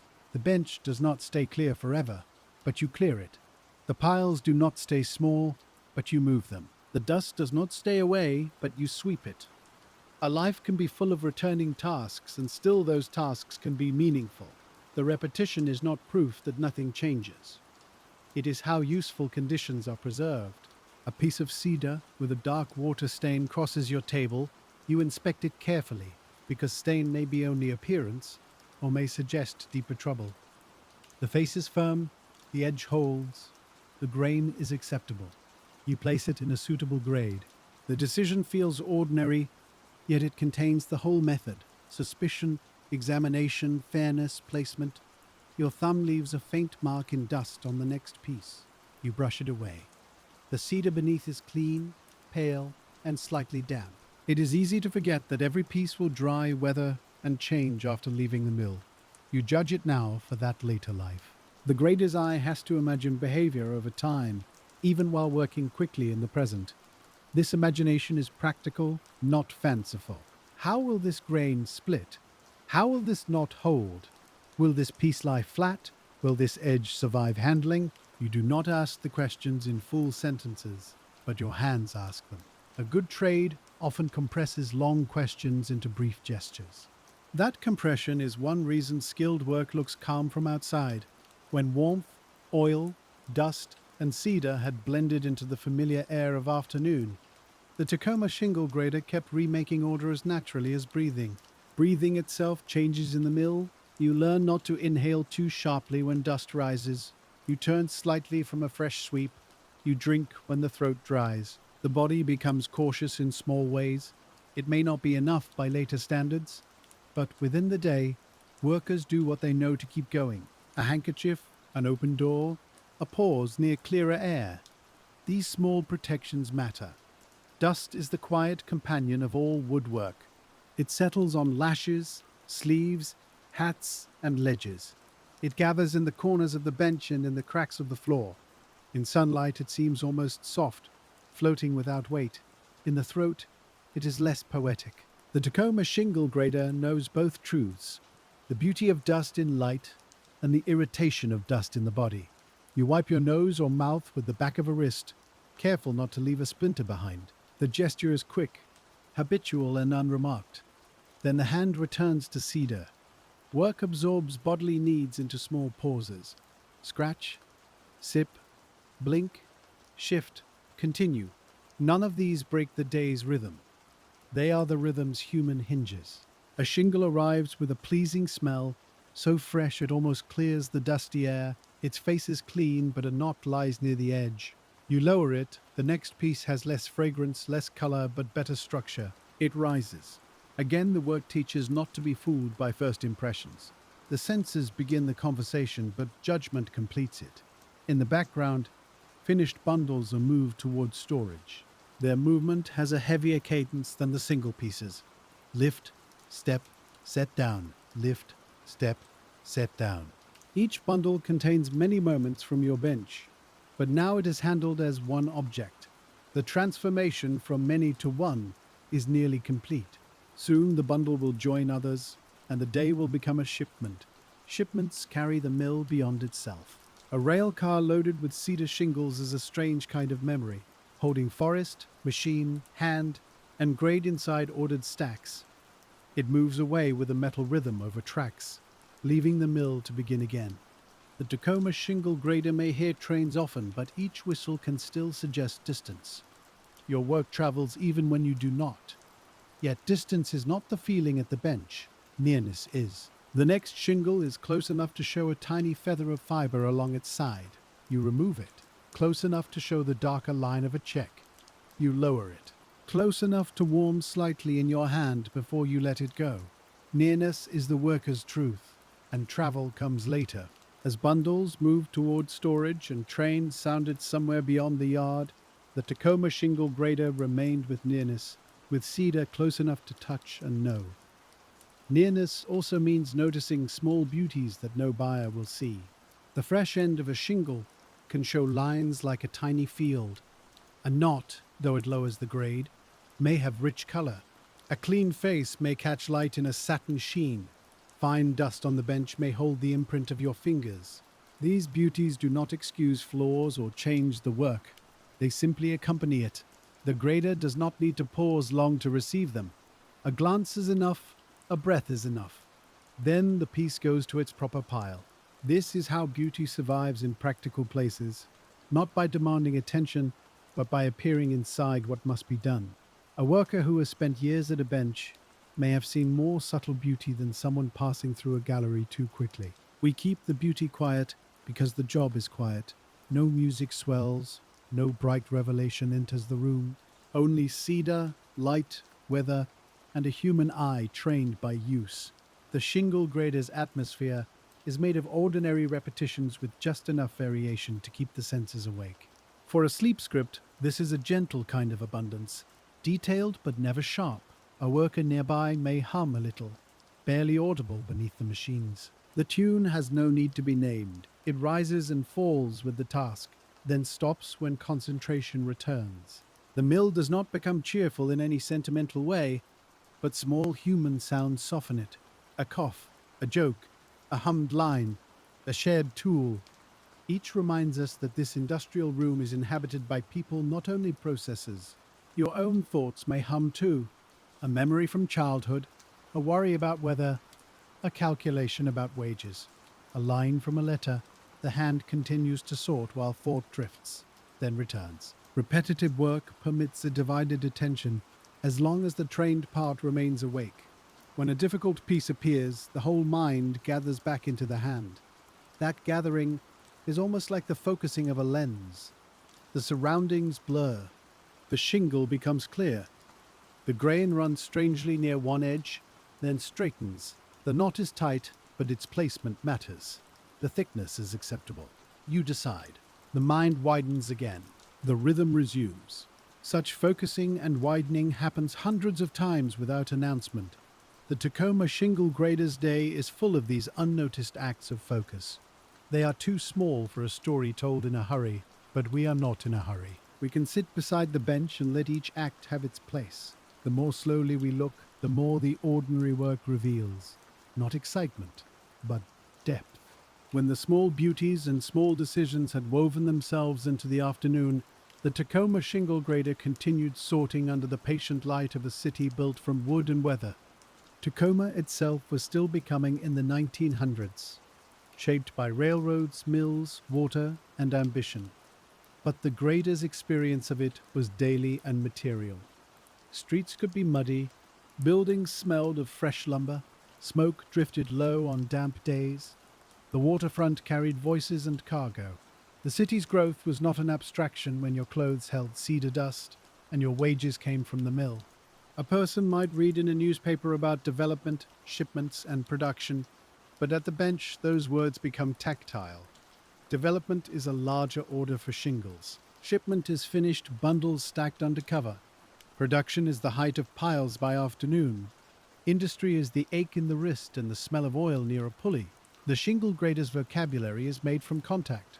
The mill's owners, customers, and records may belong to a wider business world. Yet the worker belongs to the day's physical facts.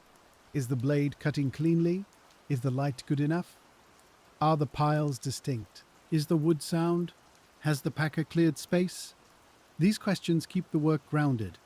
They also keep the telling grounded, so we do not drift away from the bench. A piece with a pleasing straight grain appears, but one corner is crushed from handling. You consider whether the damage affects its use. The corner is too poor for the best grade. Lower, another piece with less perfect color proves structurally sound. Higher, the decision reminds us again that a grader is not sorting by surface appeal alone. You are sorting for trust under weather. Trust under weather is a beautiful phrase when spoken softly, but at the bench it is practical. Rain does not care how fine a shingle looked at cutting. Wind does not care how quickly the mill needed the order. Time does not care about labels if the material cannot live up to them. The grader's honesty is a small answer to those indifferent forces. We can feel the calm of answering only what can be answered. You cannot stop rain. You cannot determine every roof's workmanship. You cannot follow each bundle into the world. You can place this shingle correctly. That is the scale of responsibility given to you. And within that scale, the work can be done well. There is restfulness in a responsibility that has edges. The room begins its late afternoon settling again. The light lowers, the air cools near the door, and workers become more economical in speech. The day has not ended, but it has turned. Your piles are lower for a moment, then begin again with another stack. A workday is made of such turnings, most of them too gradual to name except in hindsight. As Tacoma's damp light lowered around the mill, the shingle grader kept faith with the scale of the task. One piece, one grade, one quiet decision at a time. Keeping faith with the task can be as simple as not looking away too soon. The shingle in your hand may appear ordinary, but ordinary pieces still deserve the full glance. You follow the grain to the edge, you check the butt, you feel for a hidden roughness. The placement comes, and with it, a small release. Then the next piece takes its turn. The table has become a little cluttered again. You clear it before the clutter begins to direct the work. The stack moves to the packer's side. A lower pile is straightened. Loose splinters are brushed aside. The bench opens, and your mind opens with it. Physical space and mental space are close companions in repetitive work. One often creates the other. A sound from the yard draws your attention, perhaps the clank of a chain or a wagon shifting under load. For a moment, you picture finished bundles leaving, packed tight, smelling strongly of cedar. Then you return to the bench. The work has trained you to visit thoughts briefly, not live in them while the shingles wait. Wandering is allowed, but return is required. Return is the true rhythm. Not just motion repeated, but attention returning. From a sound, back to the grain. From fatigue, back to the edge. From worry, back to the face. From the thought of evening, back to the piece. The Tacoma Shingle Grader's Day is a long practice of returning, and perhaps that is why it can be told so gently, at night. The next stack comes from wood with more knots. You accept the slower pace, knot, edge, grain, taper. Some tight knots lower a piece but do not ruin it. Loose knots are another matter. You press lightly and watch. A dark center shifts. Lower. Another knot is tight and small, placed where the grade allows it. Middle. The decisions become a calm conversation with imperfection. Imperfection fills the world, and old trades know how to live with it. The goal is not to pretend rough wood is clear wood, nor to throw away everything that is not perfect. The goal is fitting, using, naming, and placing. This is a merciful kind of practicality. It lets things serve according to their nature. It asks for honesty rather than impossible purity. We can feel how that mercy softens the room. The lower pile is not a failure pile. It is a different future. The middle grade is not indecision. It is proper placement. The best stack is not vanity. It is trust reserved for the pieces that can bear it. The grader's world, when seen closely, is not harshly divided. It is carefully arranged. When the knotted run slowed the hands and deepened the attention, the Tacoma Shingle Grader moved through imperfection with the calm of someone who has sorted many such afternoons. Many such afternoons leave marks that are hard to see at first. The worker's posture changes. The eyes become skilled at near work. The hands develop a dry toughness from wood and dust. The mind learns a certain practical patience. Even away from the mill, these marks remain. You may sort firewood more carefully, notice grain in a table, or judge a roofline without intending to. A trade can become a lens. Through it, the world shows certain details more clearly. A baker notices crumb and crust. A printer notices spacing. A lockkeeper notices water levels. A shingle grader notices grain, weathering, overlap, and the honesty of wood. This noticing is not something you turn off completely. It becomes part of how the world is quietly understood. At the bench, though, the lens is fully active. You see not only what the shingle is, but what it may become. Will it lie flat? Will it split? Will it shed water? Will it disappoint a roofer? These futures are sensed through present signs. The work is therefore both immediate and anticipatory. You stand in the present, sorting for a future you will not witness. A piece with a fine dark line appears. It could be only color. You test it gently. The line opens, split, lower. Another with an uneven face feels firm and straight. Middle. Another, plain and pale, is excellent. Higher. The hand carries all these futures into their piles. The room continues humming, unaware of how much quiet forecasting happens at one bench. Forecasting is usually associated with weather, and Tacoma weather surely invites it. But workers forecast too. The sawyer hears a blade dulling before the cut worsens. The packer feels a bundle slipping before it falls apart. The grader sees a shingle's future weakness before rain finds it. Such foresight is humble, practical, and built from repetition. It is one of labor's hidden forms of intelligence. We let that intelligence remain warm. It does not need to become a lesson delivered from above. It is simply there in the hand, in the glance, in the small correction. The listener can rest beside it without being tested. The shingle grader carries the responsibility, and we follow the rhythm.